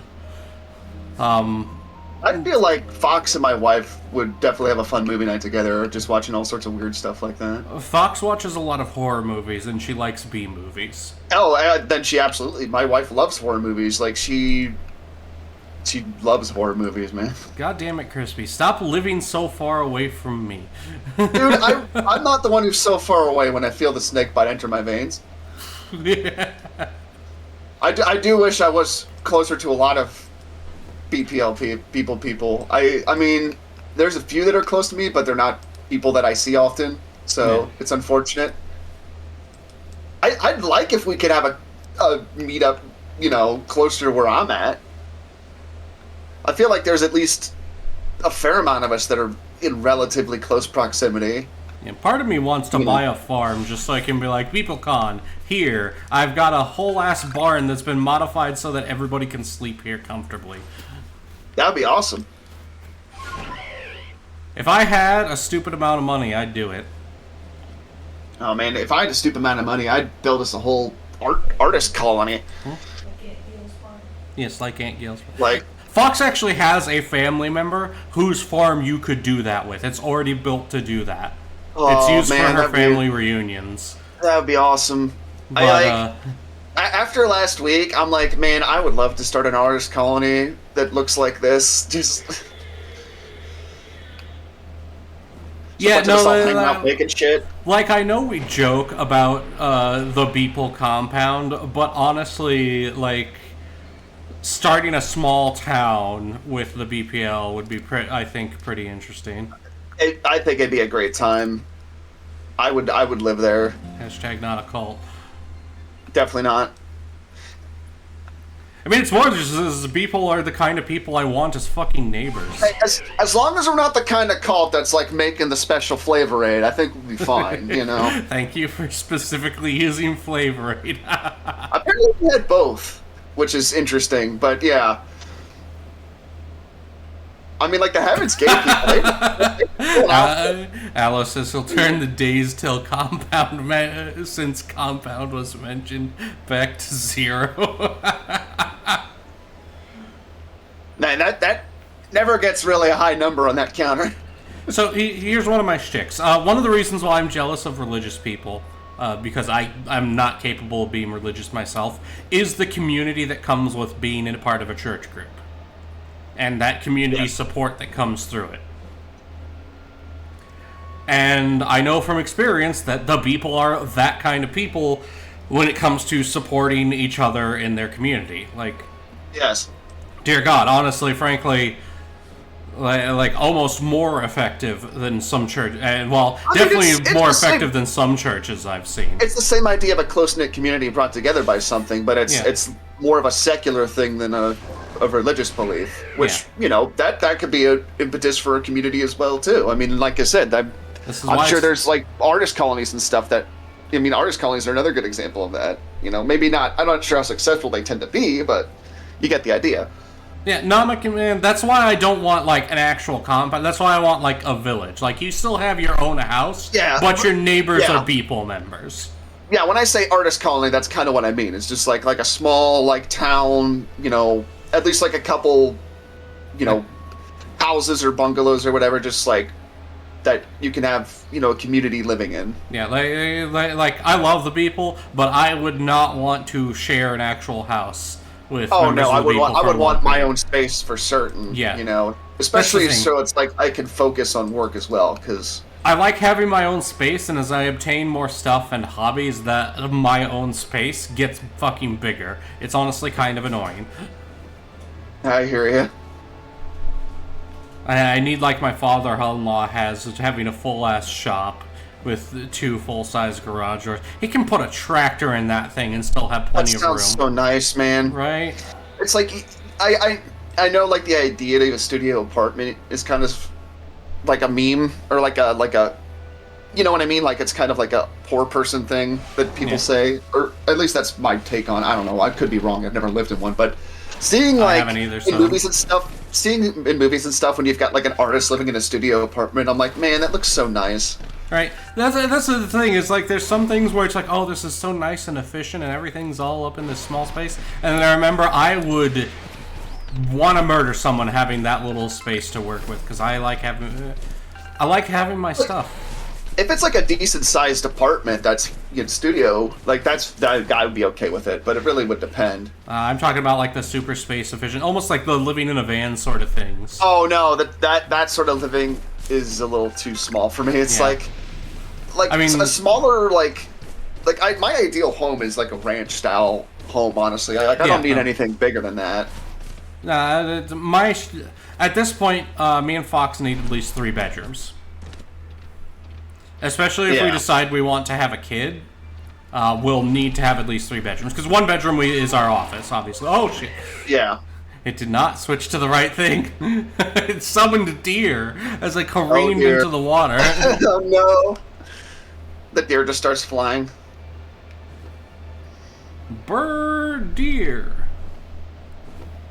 Yeah, it's nice being in a place where no one is around. See, mind you, I always have Fox around, but I'm so used to having her around, it feels worse when she's not around. Oh, dude, I know what you mean. Like, being at the meetup last week, I felt really lonely without my wife being around, because she didn't come along. Yeah. So, I can totally understand that. Where it's like, I could just have, like, we don't even have to be, like, hanging out. Like, we could just both be doing our own thing, but just being in an apartment together, there's that sense of them being there. Me and Fox in the office, I mean, she sits right there, at her desk whenever I'm doing these streams. And most of the time, she's not paying that much attention to shit that's saying. Once in a while, she locks in because of some stuff. Yeah. And the Instorm had to spoon Crispy to make him feel comfy. This is now canon. Did you get, like, a memo of like how the trip went. Aloe just said that. Also, yes, people were messaging me shit while you guys were gone at the trip. Like, We sent you the whole syphilis voicemail. yes, I remember the fucking syphilis voice. A weird fucking morning. I think that was the Wednesday we were just hanging out at our place day drinking. So. Yeah. What I'm hoping is that, because I know this year they did a thing that it was like multiple houses around a pool as the main compound. I hope they do that again so that I can just snag one of the houses. Like, I mean, that was my thought as well, because, yeah, like, the location redacted meetup house was pretty great, and there's definitely a lot of space where plenty of people could have stayed there. It's also, like, a lot closer in case everyone wants to meet up. I mean, our place was farther away, but that's also because of the shenanigans that happened with, without getting too into it, the shenanigans that happened with booking our spot, but... Yeah. But, being closer to just, like, the main group as a whole is more what I'd hope for next year. Yeah. When me and Fox went last year, I was the one who handled the booking for... It was me, Fox, Andy, Storm, and Whacker. Yeah. And then Aiden stayed on our couch a couple nights before the Beeple compound opened up. Gotcha. Yeah, I don't even want to think about, like, next year yet, just because it's like, I need to save up if I want to go, especially in terms of, like, air travel. The biggest problem for us is probably going to be having time off, depending on when Fox starts a new job. Because once Fox is employed, money ceases to be a problem for us again. Yeah, that's another thing, too. It's like, if I'm honest, I'm not sure, like, if I'm going to be at the job I'm at now, or, like, if I want to stay there or not. Like, that's, without getting too into it, just some stuff I got to figure out for myself there. But that could be a factor next year, depending on how things go. But, if I have the time to take, I definitely want to be there and come down. Especially now that, like, Haley is in it and everything. Like, I would want to hang out. Because, like, we always talk about meeting up and hanging out, too. More, like, at his place. Which, like, I'm hoping that's another thing I can do next year. Is we can have, like, just hang out. Where it's just, like, him and I just chilling at his place for a week. But it's just more having the time off to take, Yeah. I mean, the last couple of months, both me and Fox not working has been like, I have all the free time, but none of the money to do anything with it. Yeah, that's rough. But it sounds like things are starting to... Yeah, I start my new job on December 1st. I have a set date. All is well. Nice. So now I can... Like, I'm not being frivolous with my money, but I can actually get some stuff. Like, that's why we went... Yeah, you got breathing room. That's why we went clothes shopping the other day. Also, so I just have, a couple new clothes. Because I purged a massive amount of my closet when we moved. Yeah. I mean, you kind of have to with how far you guys were moving, so... Yeah. I mean, if we could have gotten the U-Haul truck one size up, and we should have. We found out we were very much stuffing the U-Haul we had. We had the second largest U-Haul. Damn. Yeah.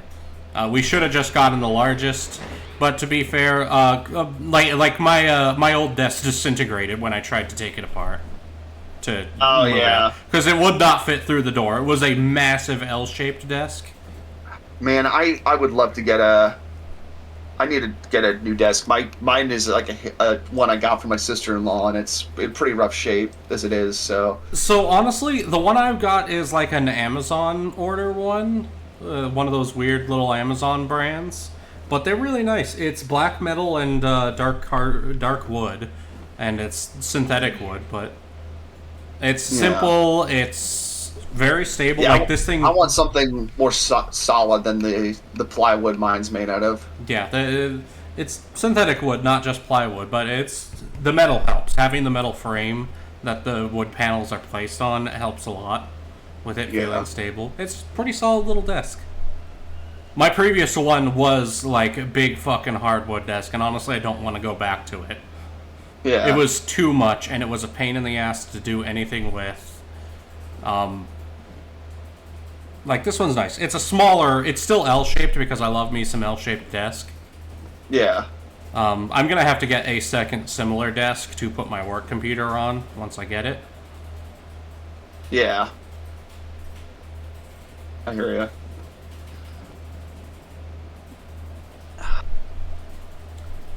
Yeah, getting a new desk would be nice. It's not like a super big priority for me right now, but I would definitely like one at some point. But for now, I think what I would like is some breakfast. So I think I'm gonna go hop up and make that. Yep. Enjoy your breakfast, Crispy. Thank Will you for do. joining me. Hey, thanks for having me and enjoy your Pokemans. So, Yeah. as for stream, I will see you all later, and I will see you all Tuesday for my stream then. So, till then, ta-ta. Bye, Felicia.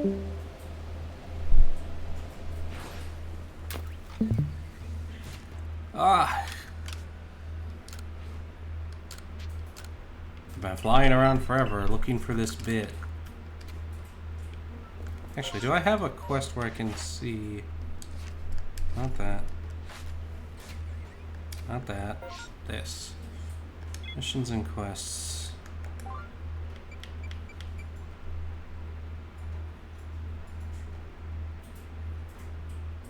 That's a different thing.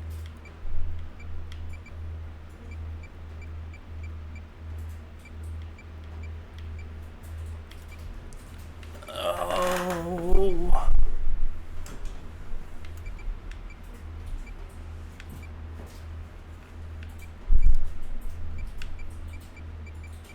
No, it does not look like there's a list of...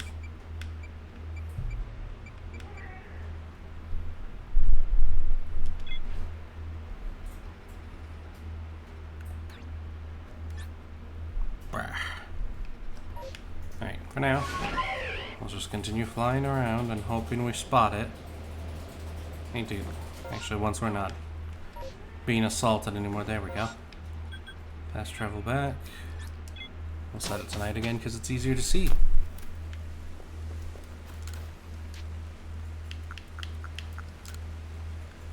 Now I've got to mentally shift gears and go back to speaking on my own since Crispy's not here.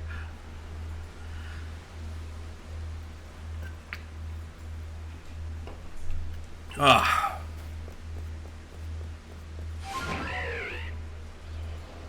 Yeah, I'm just trying to find... I can't remember if there's one or two more. I know there's not many.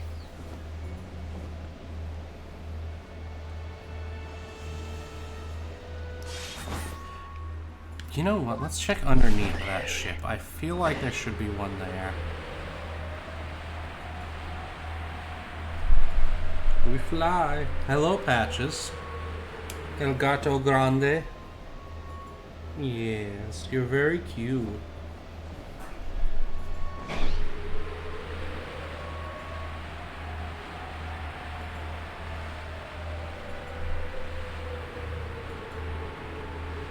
Are you going to meow? No, you're not going to meow because you already have my attention. Just do Crispy's part of the Gundam nerding myself.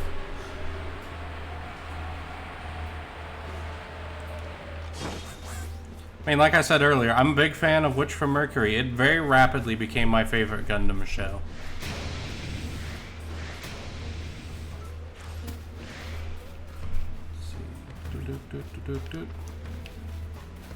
Nope, nothing under here. Away! Hiya.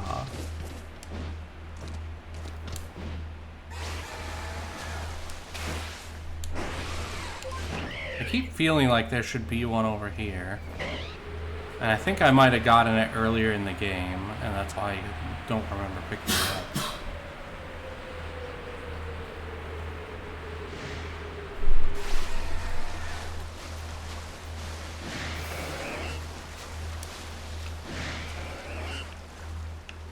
Gotta look at things from a different angle by swimming around for a bit.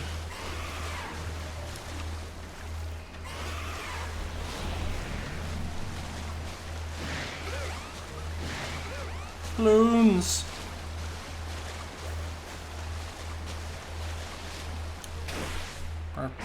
What?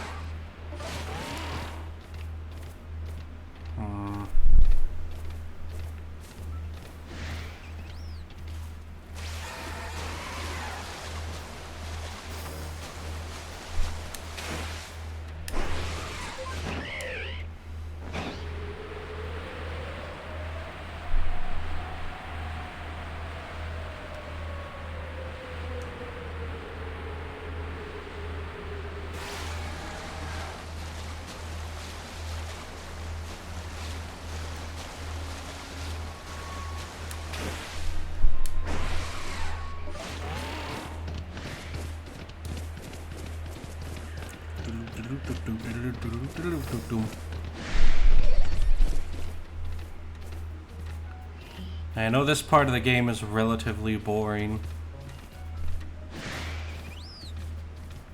But we do actually need to do this in order to get one of the Pokemon, and because we actually have to complete the Pokedex to complete this game. Up the hill. Up the hill.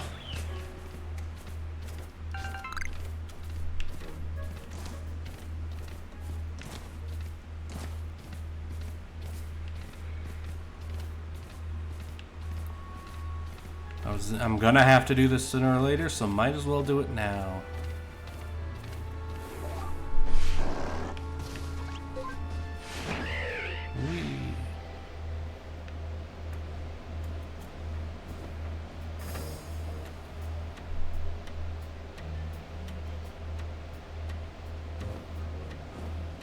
It would be nice if there was a spirit radar or something. Or at least something I could check for how many spirits are left in this area.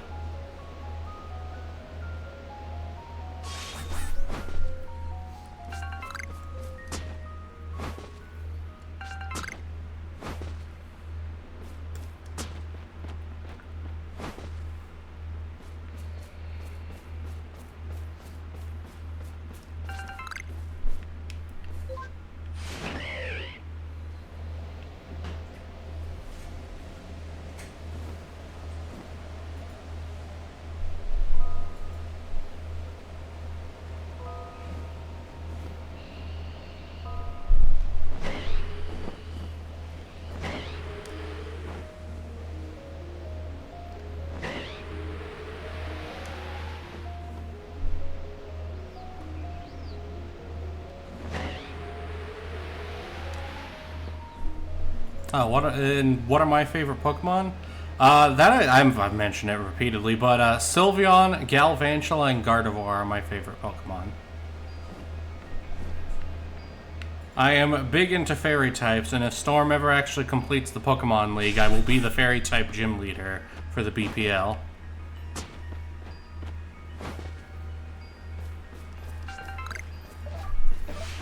That or if someone takes over the project from Storm. That project has changed hands.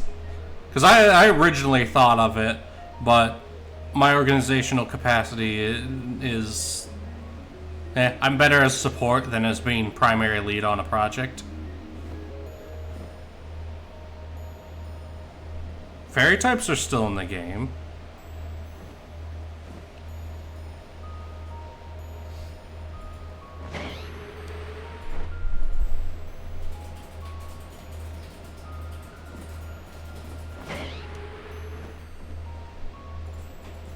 Aloe, if you want to be the grass-type gym leader, you can be. Is that for the eggplants?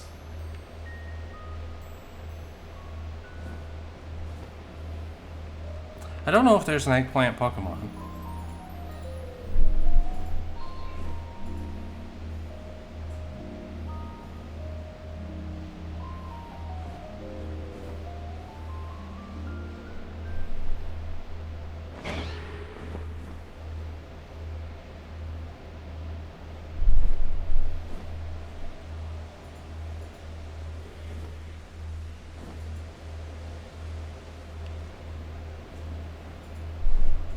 Yeah, back when we streamed on Abs, me and Andy did a playthrough of Scarlet and Violet together, where we'd battle after every gym. Execute is indeed eggs. As is Executor. Could argue Executor is an eggplant, just the wrong kind of egg.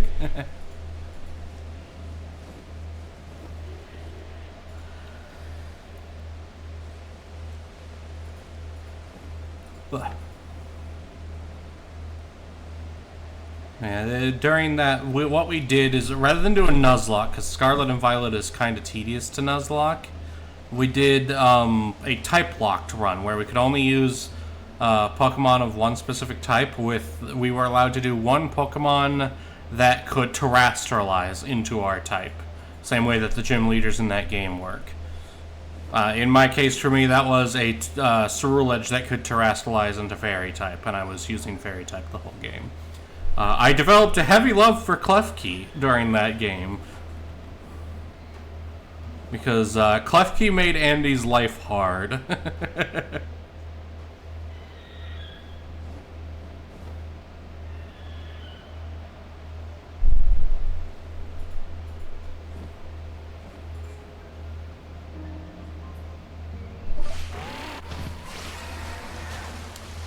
Bounce, bounce.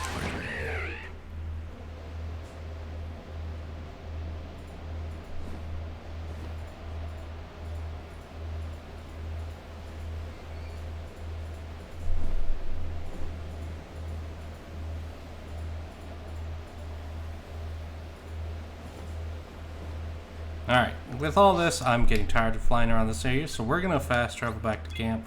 We're going to do the next area for a little while. We'll come back to this one later on. Oh yeah, I caught 2 Pokemon, an Unknown and a Magby.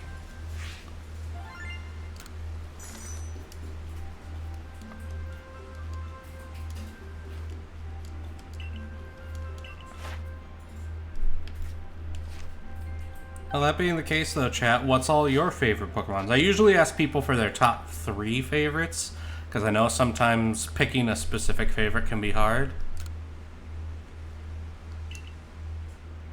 If I could shift the starter triangle to something other than fire, grass, water, what would they be? That's a hard one.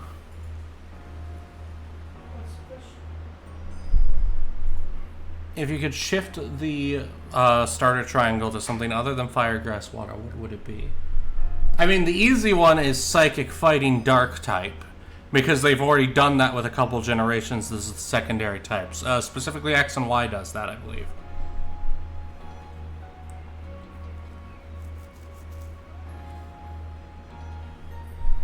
Psychic Dark Fairy. See, that doesn't work because Fairy's only Fairy's super effective against Dark, but it's not weak to Psychic.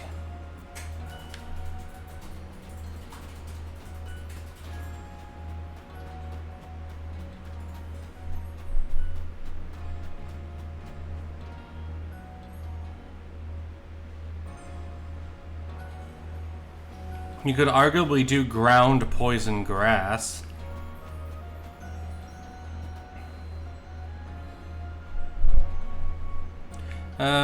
Yeah, and Dark Steel Fairy doesn't work because Steel's not weak to Dark.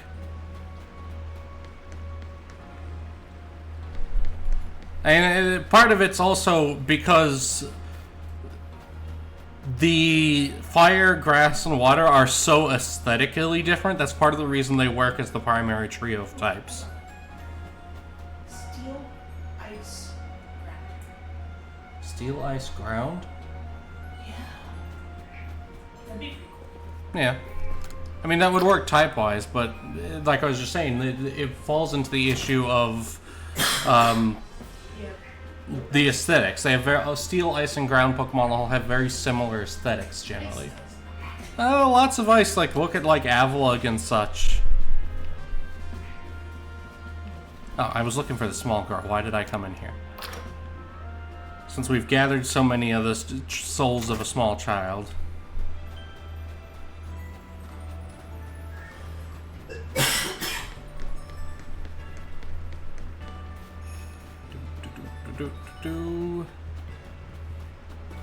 This little girl.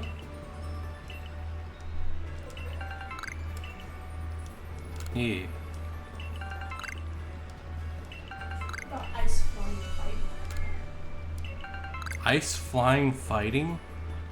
Well, that could be an interesting starter trio.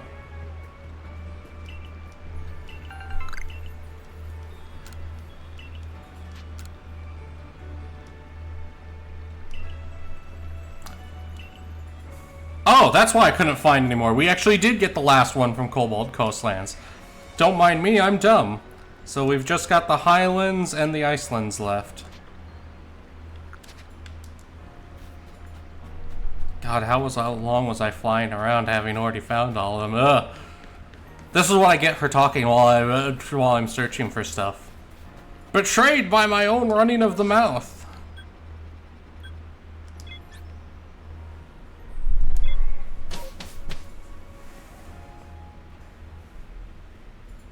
Yeah, I don't think fire, grass, water really needs replaced. I think it would be interesting to do a generation where their secondary type is all the one that's strong against them.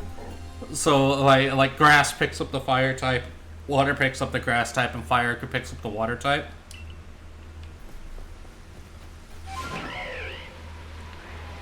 I think that could be pretty cool, man. .jpg.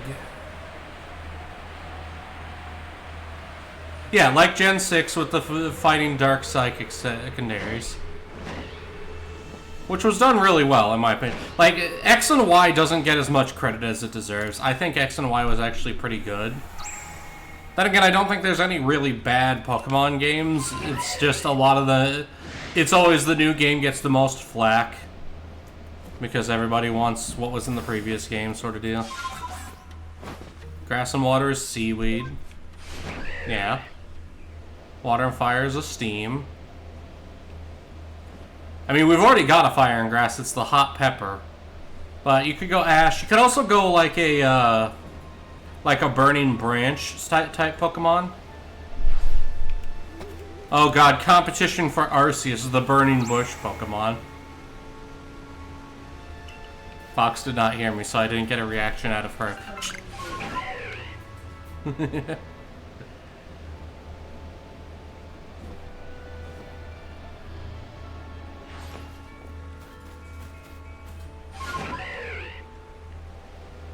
I also am not one of those people who thinks that they need to add another type. I do think we need to get an evolution for every type.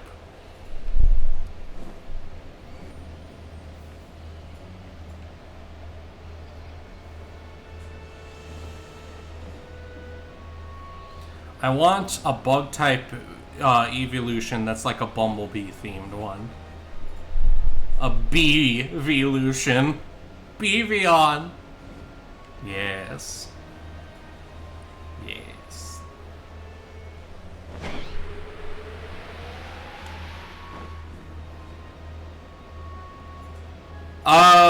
Venom Delta Skullvillain is not the only Pokemon that looks like it could not be your friend. Case in point, Hydreigon, fucking Gyarados even. Gyarados is not friend-shaped.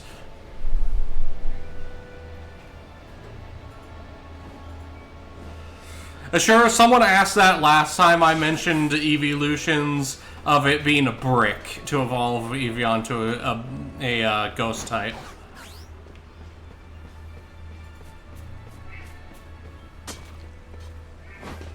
Could be a tire. Ha! Oof. Noodles are indeed friend. Melodic is friend-shaped, but I don't care what you say, Gyarados is not friend-shaped. Huh? Gorbis looks like it's friend-shaped, and then you read its Pokedex entry and find out it's very much not friend-shaped.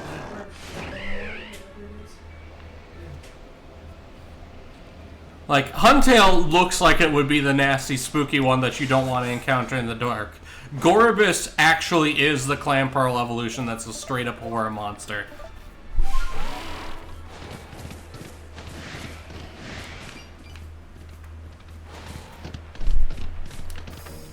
Also, Steel-type Eevee should be a little knight. Like, he should get, like, a little knight armor with the plume and everything. Tell me that wouldn't be amazing.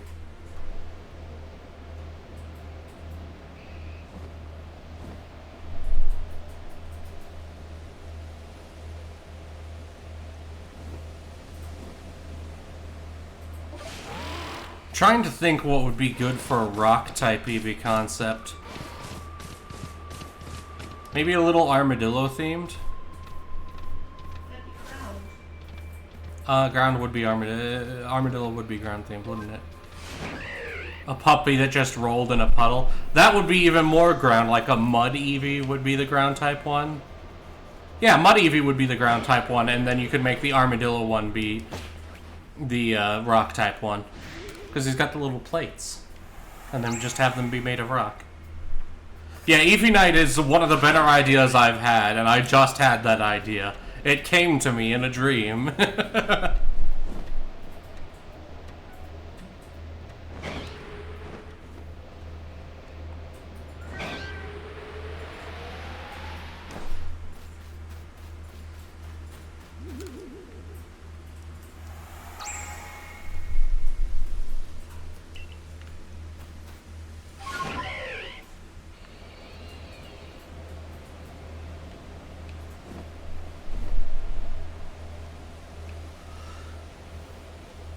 Okay, that's bad. I can't go any farther territory.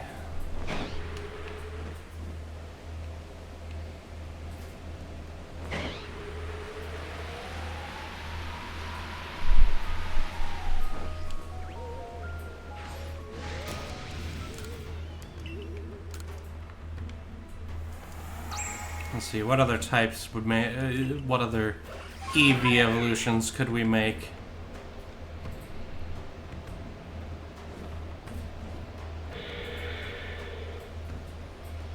I mean, Dragon-type Eevee is easy. Just, you know, make him a bit scaly and give him little wingies.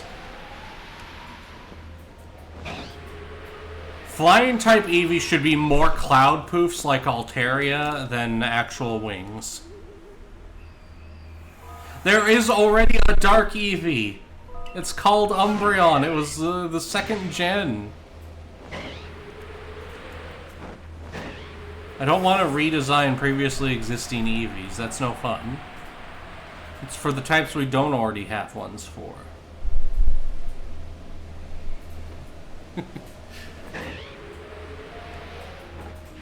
Umbreon is dope. I actually originally wanted an Umbreon over Espeon, and then accidentally evolved my Eevee during the day and got an Espeon.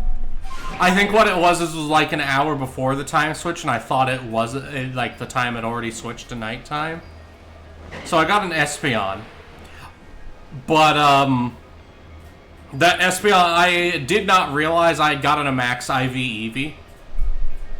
Not until that Eevee won me the... So what happened and how I got me an Espeon? I remember now. So I was facing the Elite Four in Gen 2 for the first time.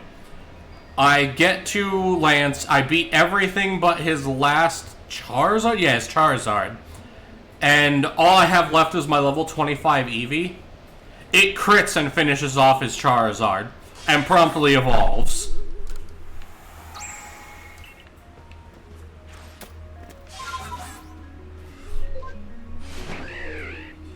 Aloe, I actually agree. They should make a normal type evolution. That's an Eevee is a good name for that. Well played.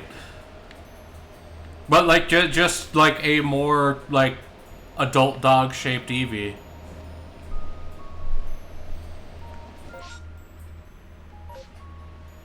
Let it be done.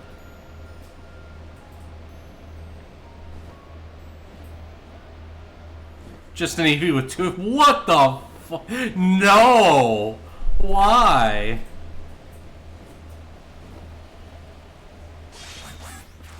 People say I say some cursed shit.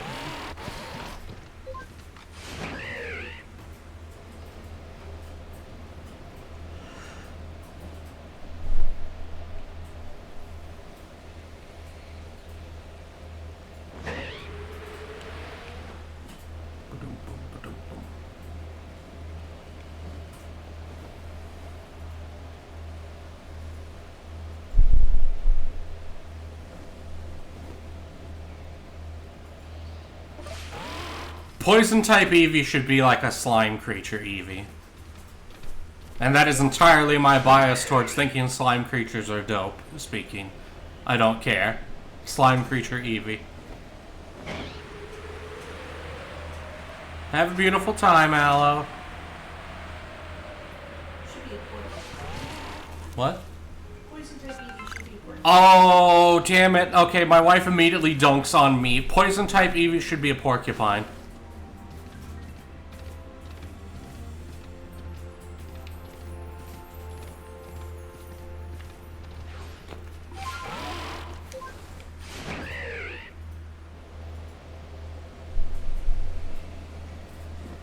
Yeah, Guvion and Snake Eevee were both great. Stunky is your poison type Eevee.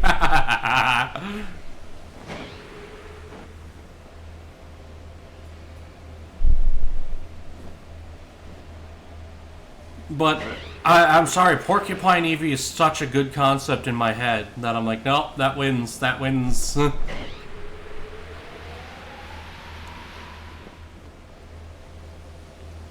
Oh, there was a fire there. No! Come back! Oh, the WBPL 76. That means that there's a Diggs in chat.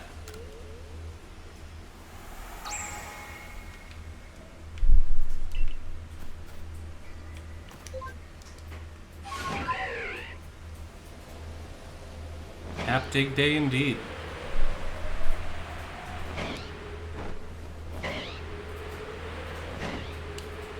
We need to go switch it to nighttime.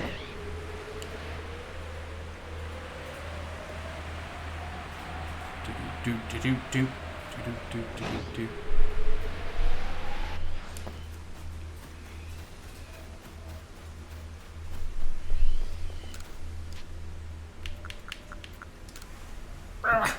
Mine organs, they betray me.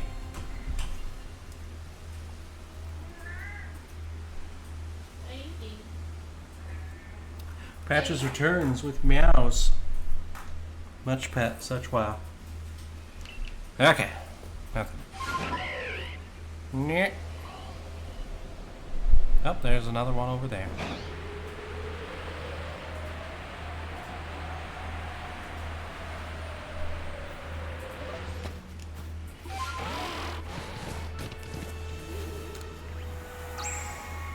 Nine wisps remain.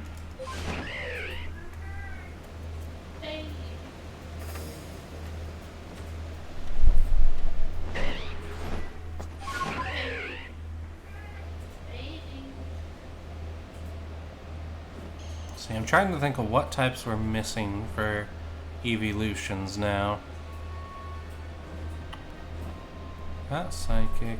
Oh, fighting type Eevee should be just like. I already said the bug type Eevee was one of the first ones I did. Remember Beeplechan?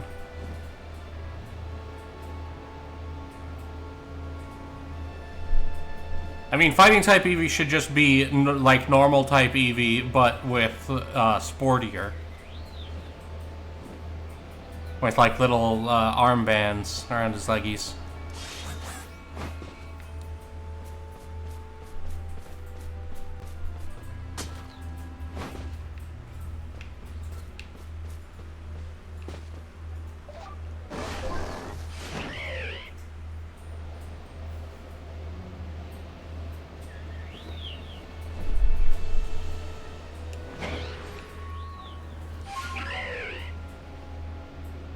Thought there might be one in here.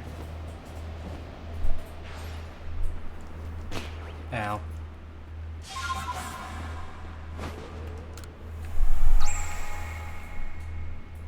And a night owl appears. Eevee but lame.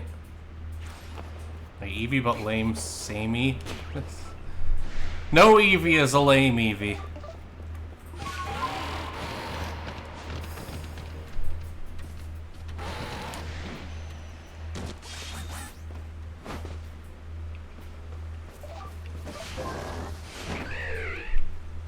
I mean, I also have the forever issue with talking about my favorite evolutions, because out of Gen 1, Vaporeon is actually my favorite evolution. Because I had a Vaporeon as a kid. Hello. No, no, no, let me up there.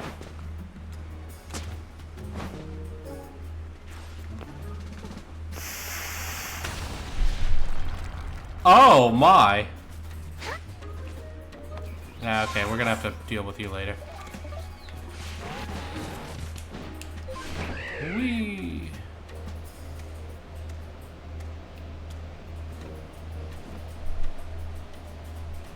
Hmm.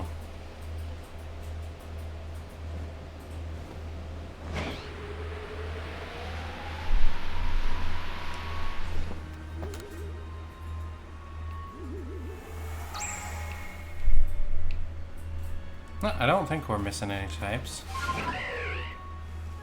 Ugh. Now I'm going to need to look up the types of Pokemon that don't exist and think of different types for them.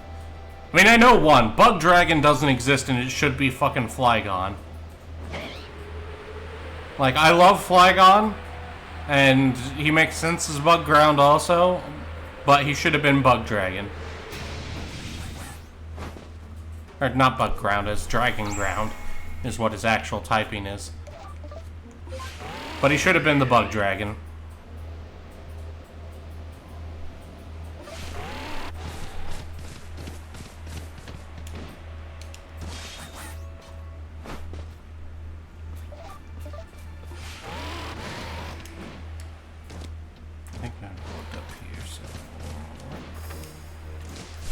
Yanmega also should have been a bug dragon. That is fair.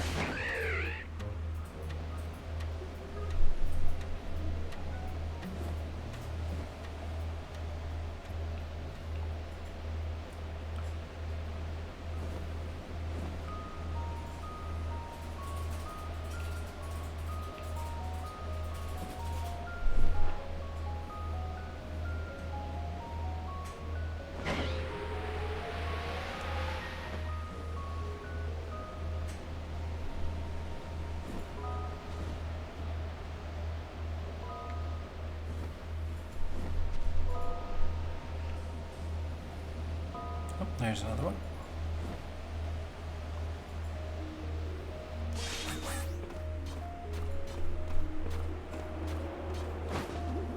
Alright, chat. Give me a bit. I'm going to run to the bathroom, and then I'm going to also look up, while I'm in the bathroom, I'm going to look up the list of types that don't exist, so when I get back, we'll discuss that. Be right back.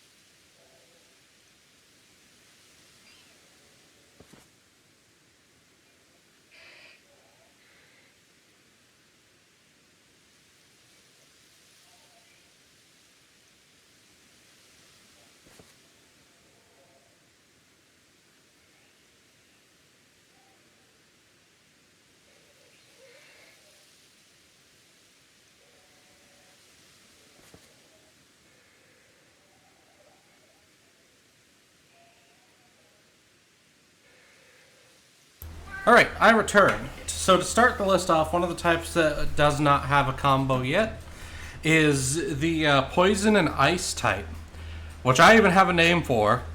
Its name is Toxical. And it's like a stalagmite, but it's melting, and the melted water is poisonous. Sort of like the, viruses that are hidden in the ice caps and such. That's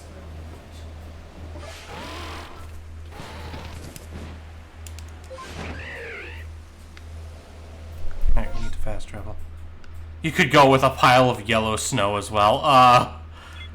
Ew. Let me get my phone out.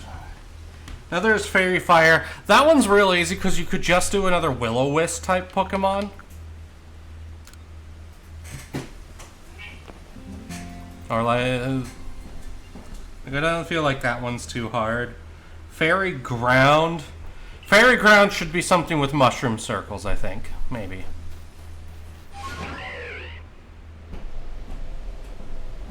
I'm not sure. And then Rock Ghost. Rock Ghost I had an interesting idea for. It should be a spooky abandoned tower that's haunted. So like a haunted abandoned tower as a Pokemon.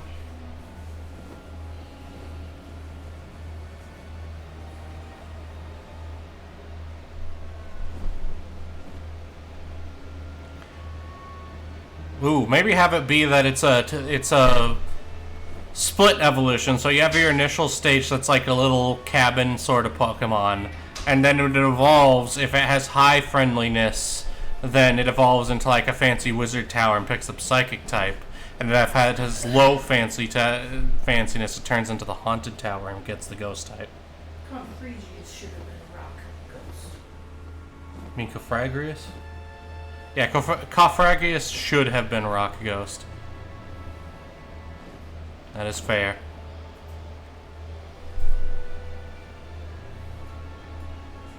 Actually, is his Galarian not the ghost of someone's abandoned pet rock? 1 second.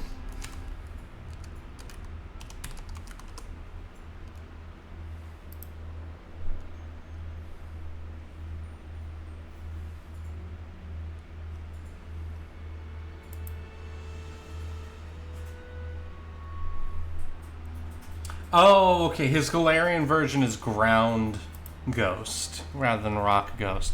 He should have been Rock Ghost. The ghost of someone's abandoned pet rock is funny, though. Spiritomb should have an evolution that's rock ghost too. It's a literal rock. Think about it. It comes out with a rock. Yeah.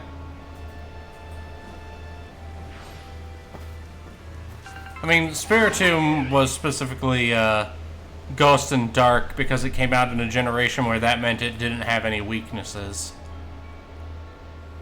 And it's one of the things that makes Cynthia such a bastard of a fight in the Diamond, Pearl, and Platinum. Because you cannot just brute force her Spiritomb. And then she's also got the Garchomp backing it up. And the fucking Gastrodon that's built like a brick shit house.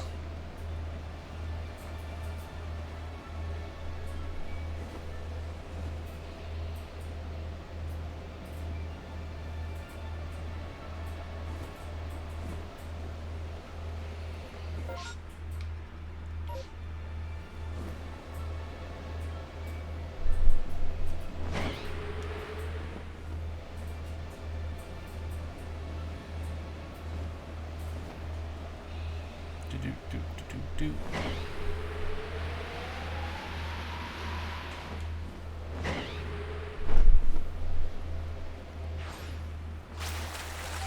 No, nothing here. Okay.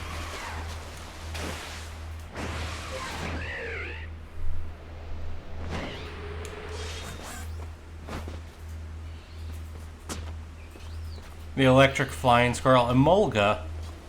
Yeah.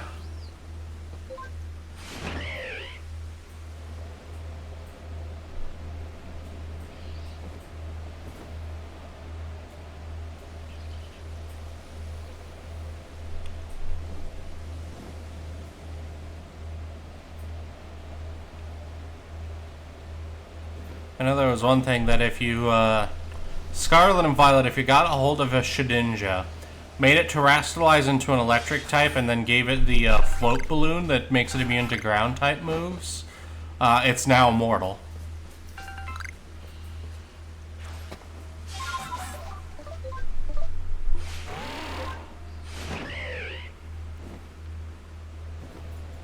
Because Shedinja's Wonder Guard means if you can't super effective, you don't get to do damage, and the only thing that's super effective against electric type is ground types.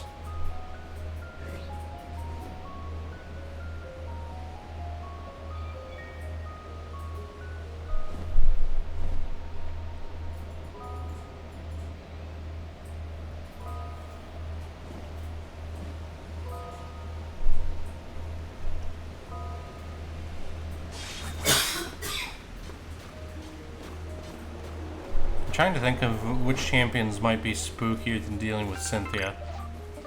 Because Cynthia was fucking... Huh? Agatha in Gen 1 was a bastard. But that's more due to the mechanics of Gen 1 than any real threat on Agatha's part.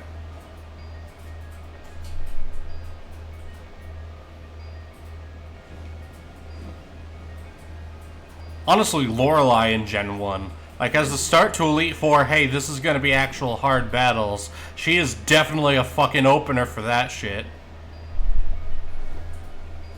That beefy fucking Lapras she has.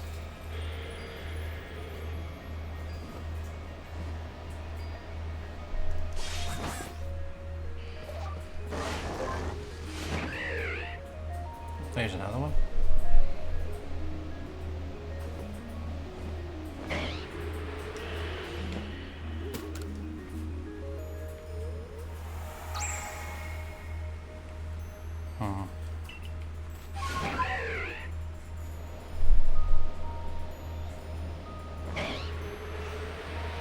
I mean, Blue Team in Gen 1 is generally really strong.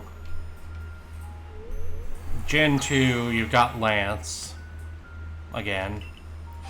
And he's okay. But he's more carried by the fact that he's a Dragon-type gym champion before... He's a flying type. Fair, but he's supposed to be Dragon-type. He's a Dragon-oriented one before Fairy-type came out, when Dragon was still kind of bullshit.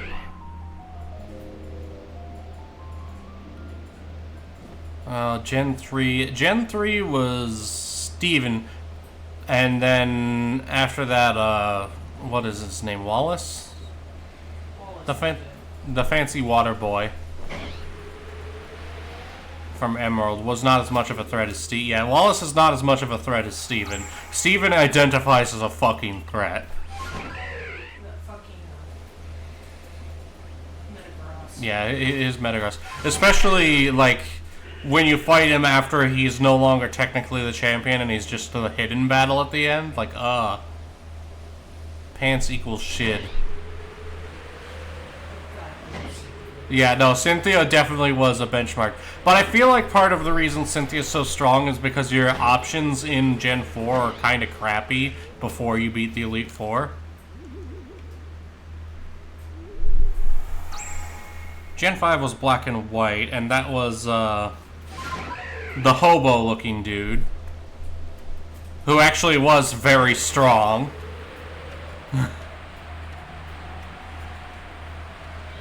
Technically, you could count Gestus, I guess. You do fight him after the Elite Four, and the fucking Hydreigon. The I hope you're over-leveled Hydreigon, or else you're about to have a bad time.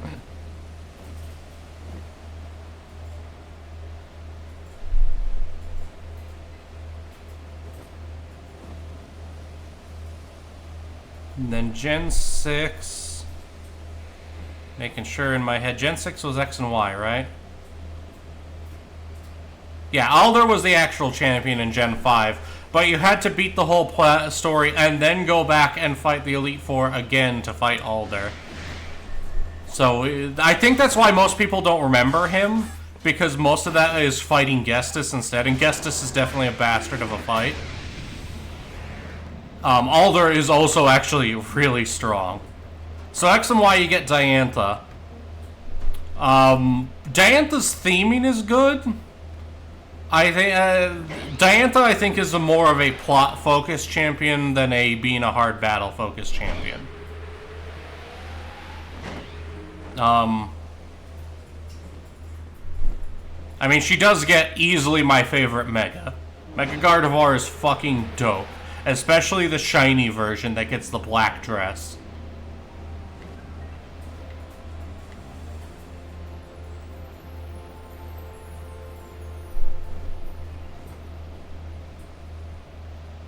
And then after X and Y was Sun and Moon. And Sun and Moon don't really have a champion. I've also never gotten all the way through Sun and Moon.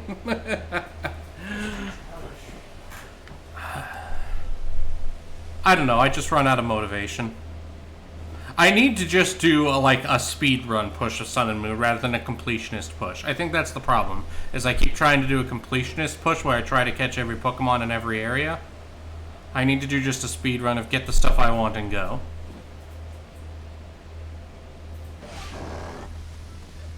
Oh yeah, the professor being the champion at the end, that's valid. Let's see, and then after Sun and Moon...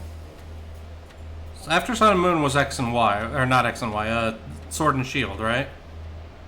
Technically Ultra Sun and Ultra Moon, but that was the same situation. So Sword and Shield, Easiest boss ever. yeah, Leon is not a threat. The fact that it tells you what he's going to be bringing as his main from the very beginning of the game... Oh yeah, see, Omega Ruby and Alpha Sapphire is just the same as Ruby and Sapphire. It's Steven. He has a Mega Metagross. It's going to suck. Unless you picked Blaziken, which most people did, because Mega Blaziken was crazy.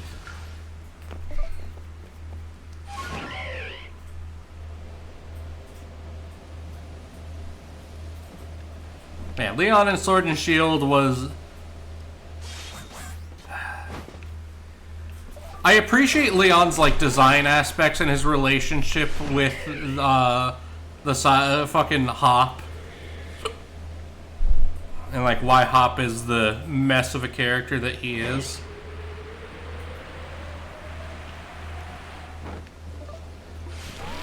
And then after that, you get Scarlet and Violet.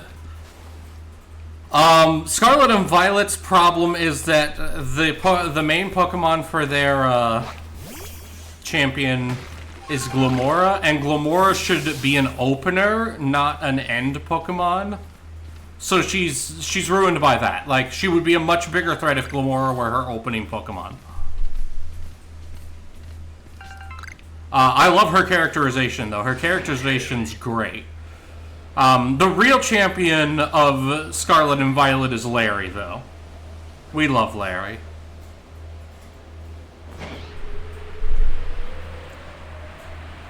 Larry fans represent.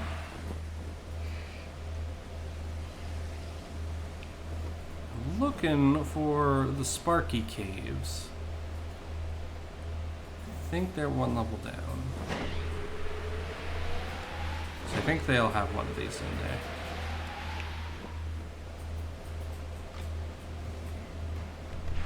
There we go.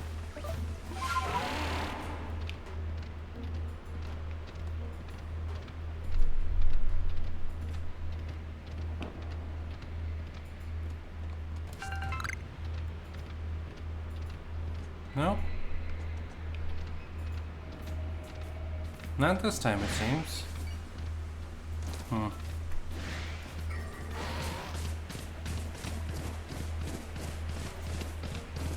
Oh! Whee! Like that being the case, let's try the other cave and see if there's anything in there. And I have not played... I'm not going to talk about the champion in this game because it will spoil it.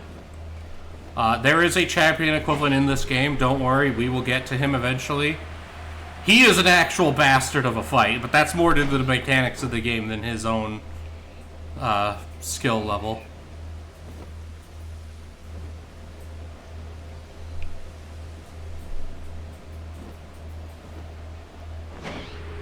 And then I have not played Legends ZA yet.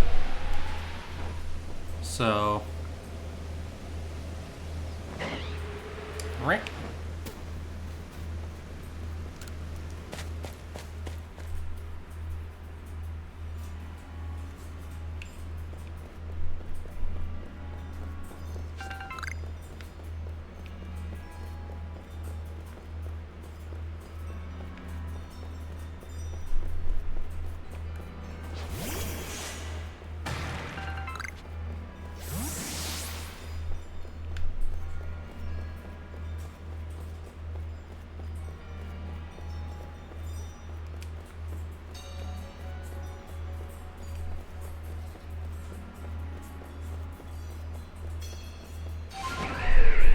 Oop, not one.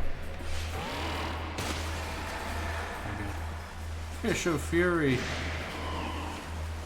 Aha! I knew it.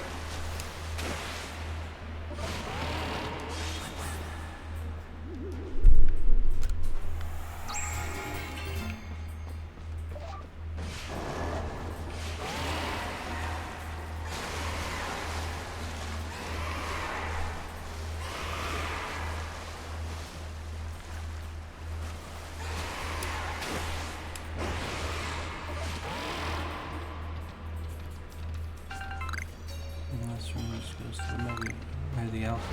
Okay. Oh wait, is this the same room? Okay, it's just the same room from an angle. Okay. It's a loop.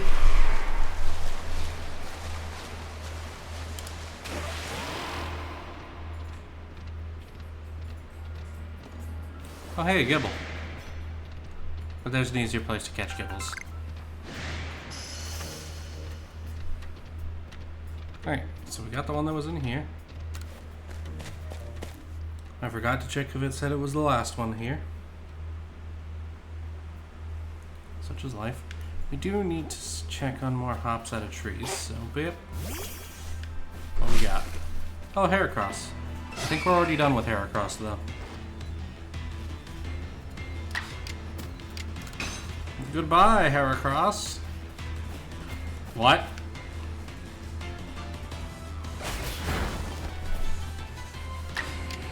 None of that. Cease your profanity.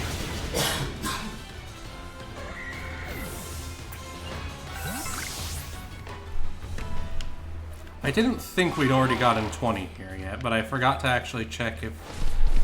like, actually read it when we got the most recent one. So I think we need to cycle things around to the night again.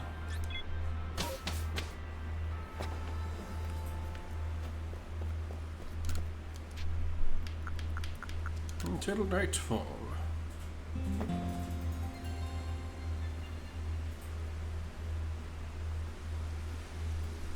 Brr.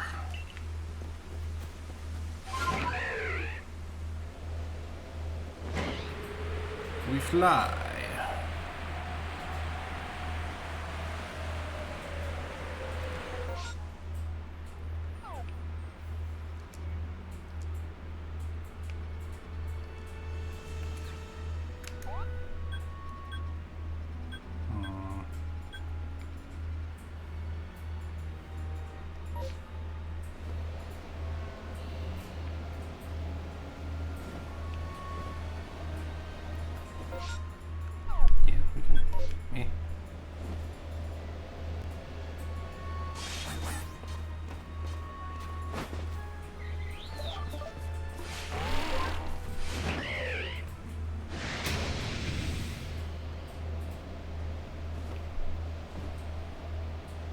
Of course it's foggy. I can't have nice things.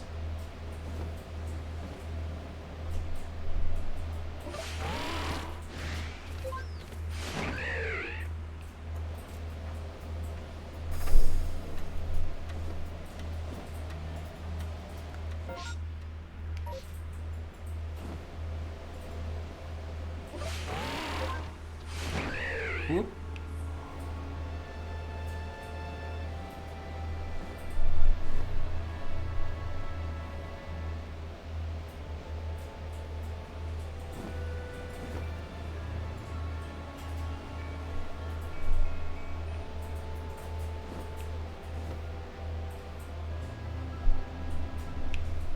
Well, let's just try higher up the mountain, I guess.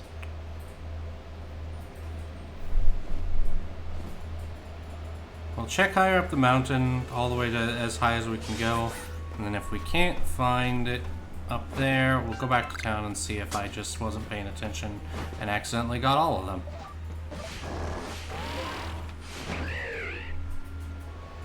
Accidentally the whole thing.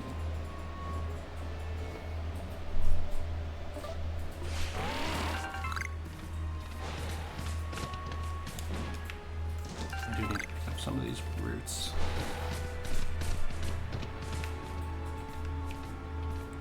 Now I got the one that was over there.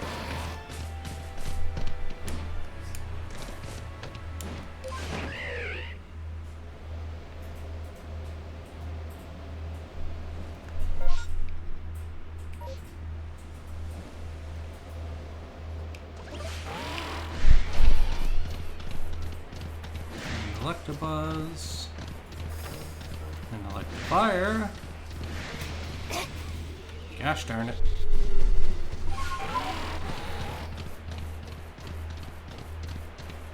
Can't go through there yet.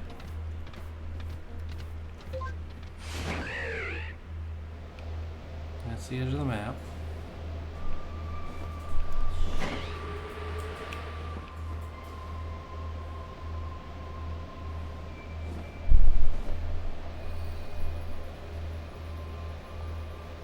One last run along this.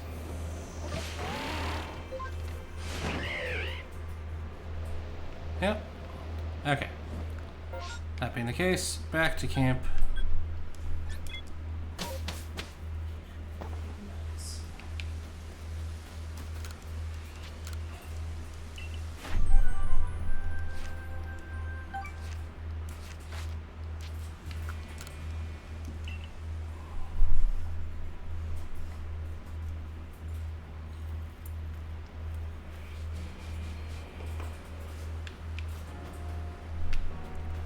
Let's ask the little girl.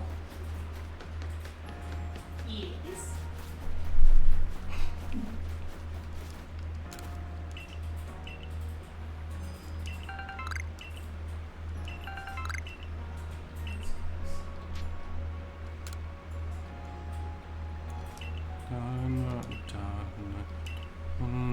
Okay, that was the last West in the Highlands. Okay, all we've got left is the Alabaster Icelands. Neat. So we'll get as much of that done as possible. We probably, given that we're getting near the end of stream time, won't finish it this time. But we'll finish it next time and then go back to actually playing the game proper.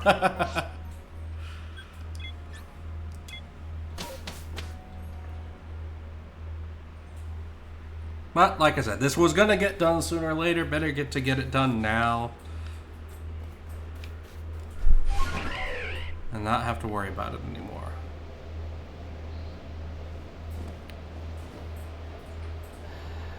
The side tangents are the real game. I've said before, I'm well aware, like, nobody comes to watch my streams for the gameplay. It's all about the various runnings of the mouth.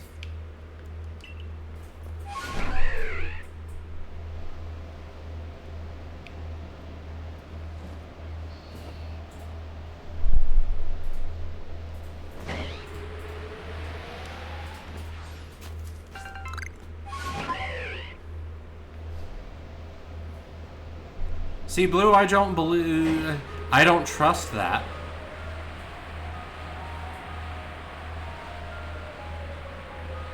But I do appreciate being appreciated.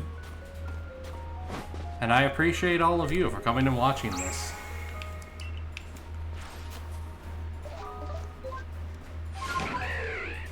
I do hope these, at the very least, meet your chill morning stream needs. For certain values of chill. I'm out of satchel space, noted for later.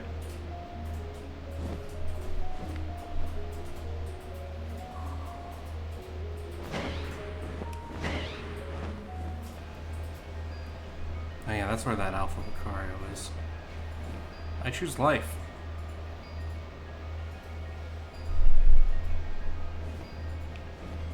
such a pretty area.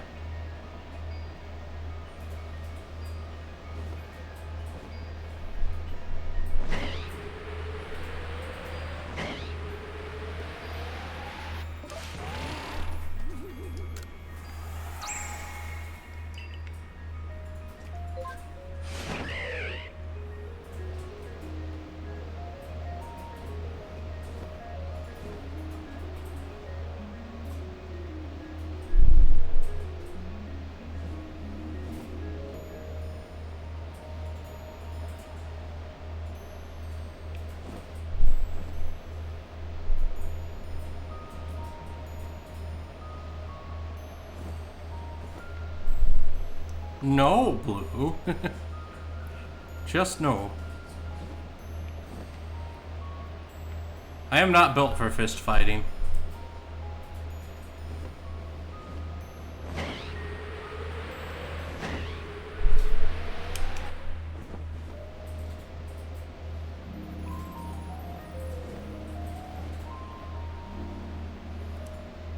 I swear there was one here, but I'm pretty damn sure there's one in here.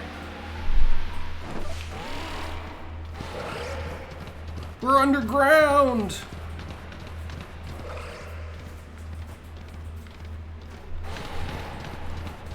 I feel like we might be a little bit more grunge, honestly. Yeah, so this is the neat little thing that this map does, is you've got these underground caves hidden in the holes throughout the map.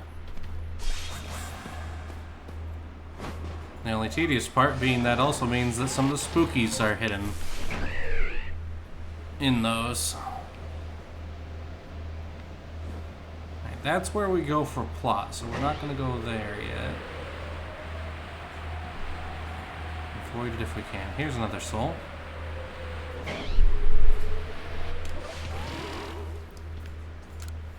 Touch. 12 left.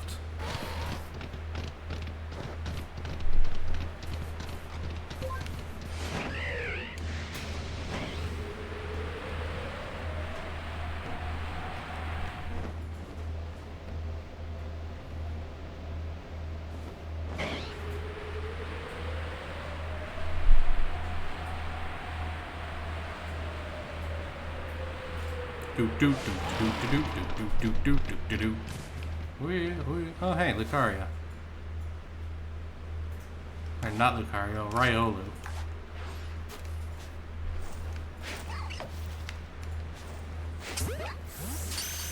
Let's see what happens. Nope, it shows violence. Bye! Bye, Felicia. Another one of those paintings.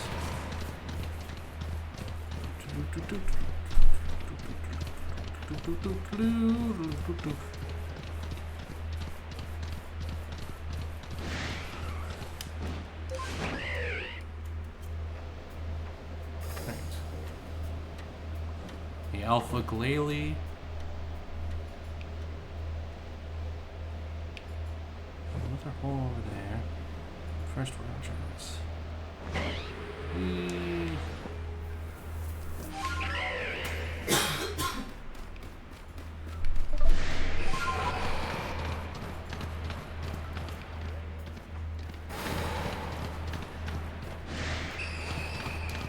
Oh hey, Azora. Hey buddy, you should come with me. 11 wisps remain. The Zoras in this one are neat because they're not the dark type where they were before. Now they're a normal ghost type.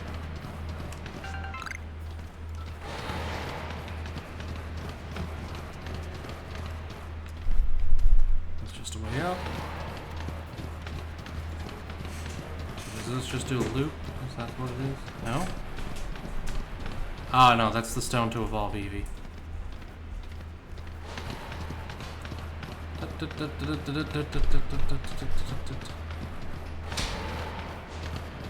As opposed to abnormal ghost types. Well, if you think about it, all ghosts are abnormal. Your spooky ghost spirits do not belong here. Oh geez, that took me quite the ways away. Whee! And I flew so far away. Wouldn't get away.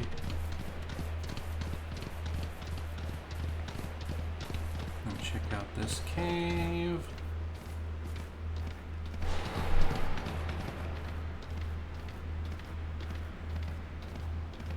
Ugh. I do not like caves, I should note.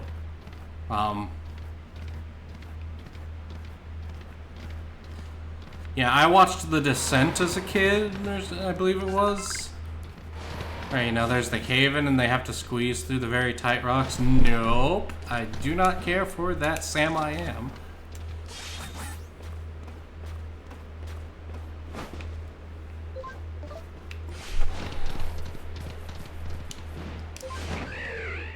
Alright, so nothing with that one. Onwards to the next section.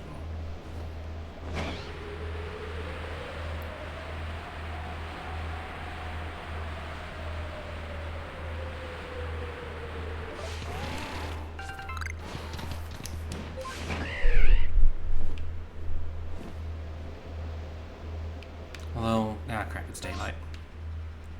Back to camp.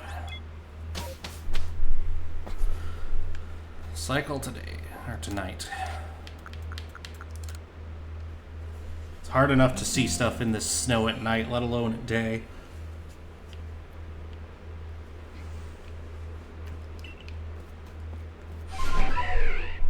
Remember, kids, be prepared for snowblind. It is a real thing and it is a right bastard.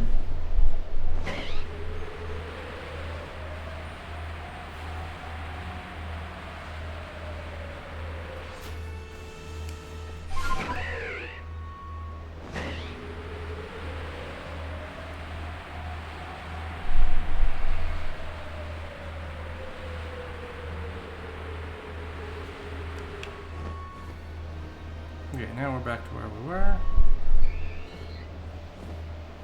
Monkeys. Look, a monkey!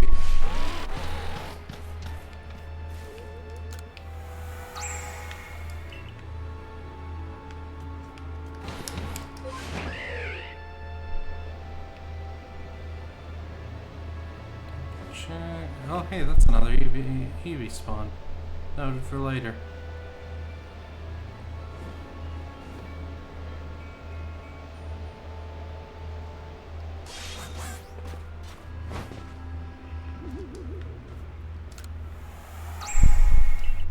Nine wisps remain.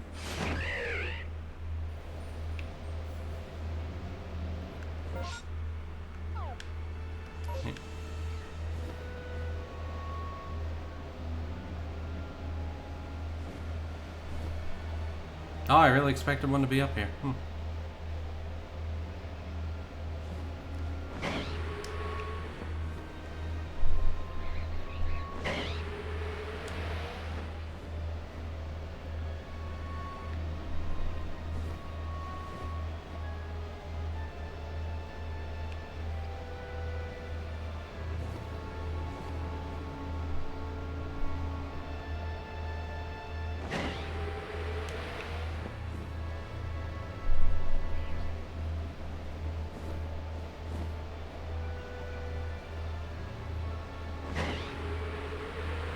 And this is the village for the Pearl tribe.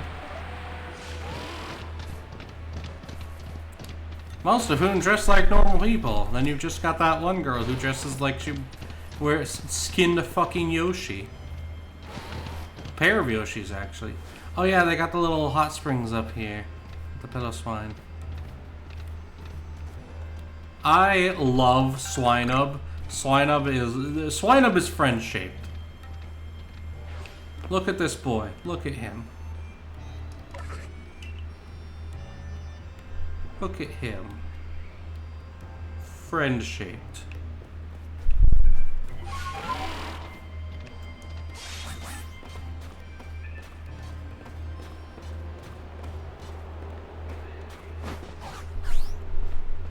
That's the edge of the map.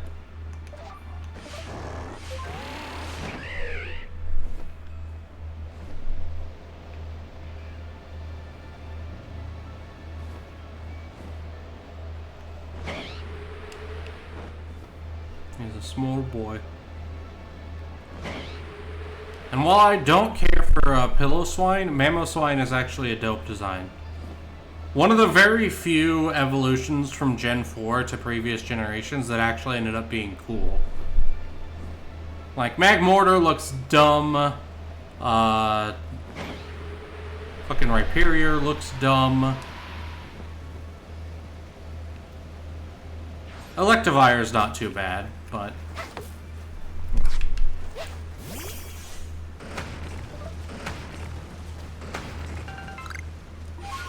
Hey. 8 wisps remain.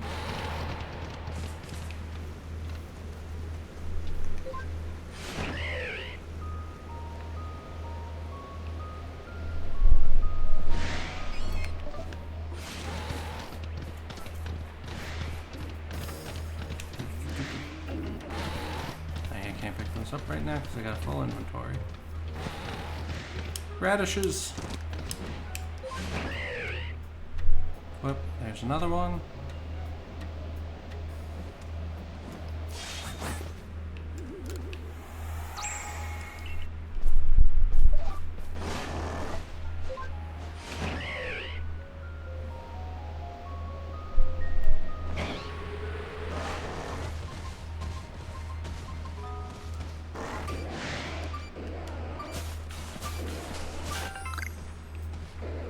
Oh, more iron chunks, nice. Good. Ah! We flat. Oh, look, an Alpha Trameco.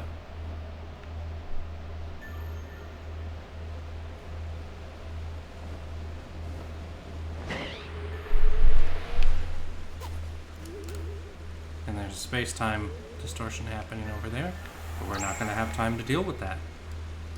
So I'm not going to worry about it.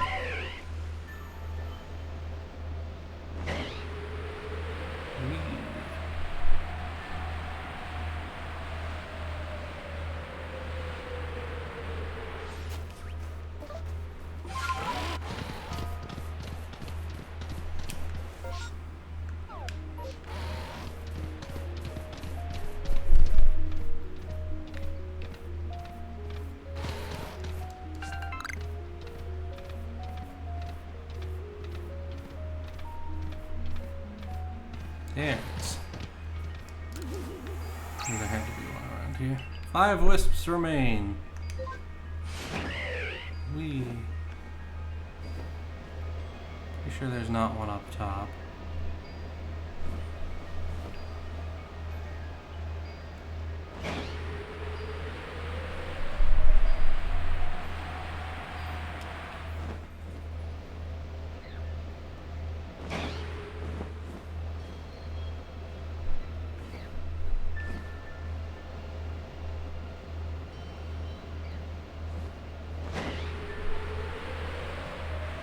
Let's see. Maybe over here? Nope, that's edge of the map.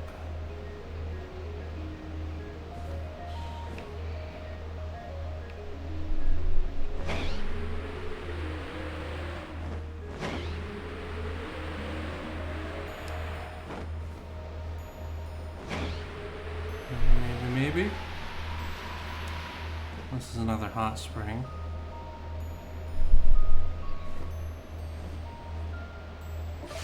Yep. Ow. I am betrayed.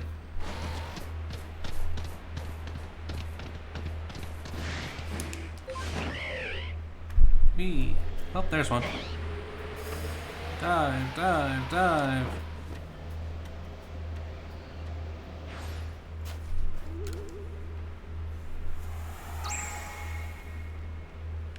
Alright. Hoppa! That's an Alpha Machamp.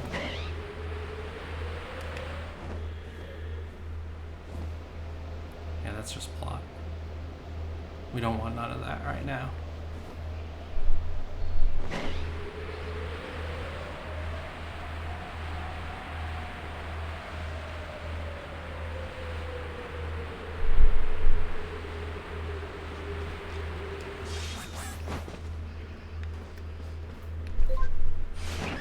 bird. And it's daytime again.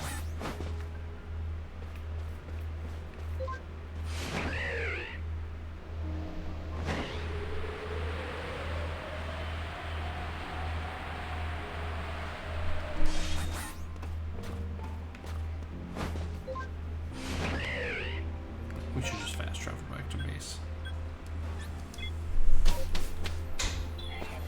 Oh. Okay, we got a little bit of time left, so let's turn on name and game.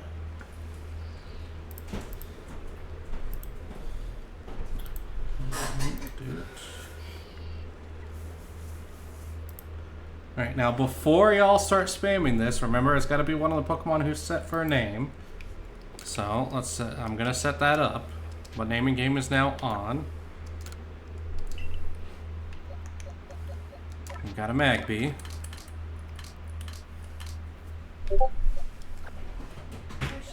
Yeah, this is what we've got for name and games. So I've got Ambipom, Rhyhorn, Vulpix, Spheal, Sudowoodo, Glameow, Blissey, Cherim, and Magby.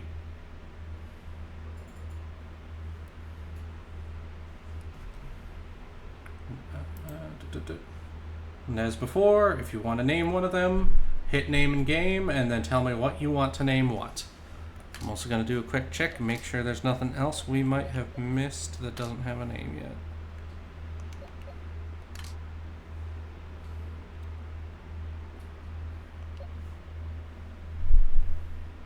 The Magby will be named Inconvenient. Let's go ahead and do that.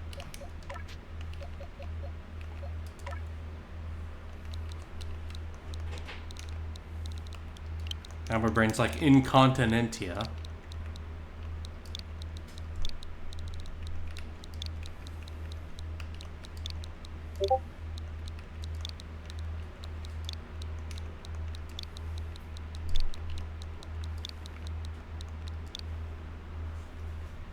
Right.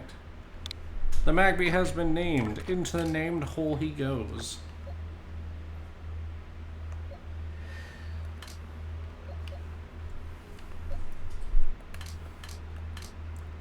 Let's go back through our list.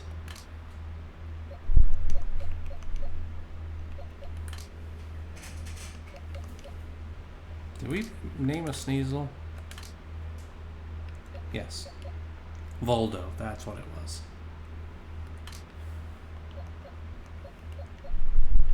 Honestly, most of these I'm not surprised no one is the one to name. I'm real surprised no one's wanted to name Vulpix or Spheal yet.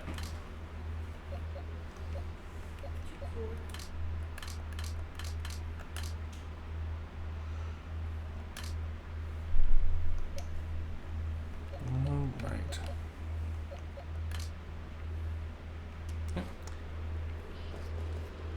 Thanks. Final check for anybody who wants to name anything. Oh, no, I didn't want to do that. I hate it when games mess with this normal control scheme. Start should not be summon flight animal. Start should be go to the menu.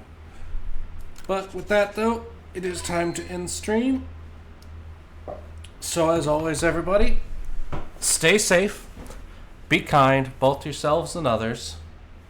What's up, on? I do have a Pokemon. Oh. Oh, Fox has an actual Pokemon she wants to give me out of her save. That is a thing we will deal with later, hun. So, stay safe, be kind, both to yourself and to others. And as always, have a beautiful time. Bye, everybody!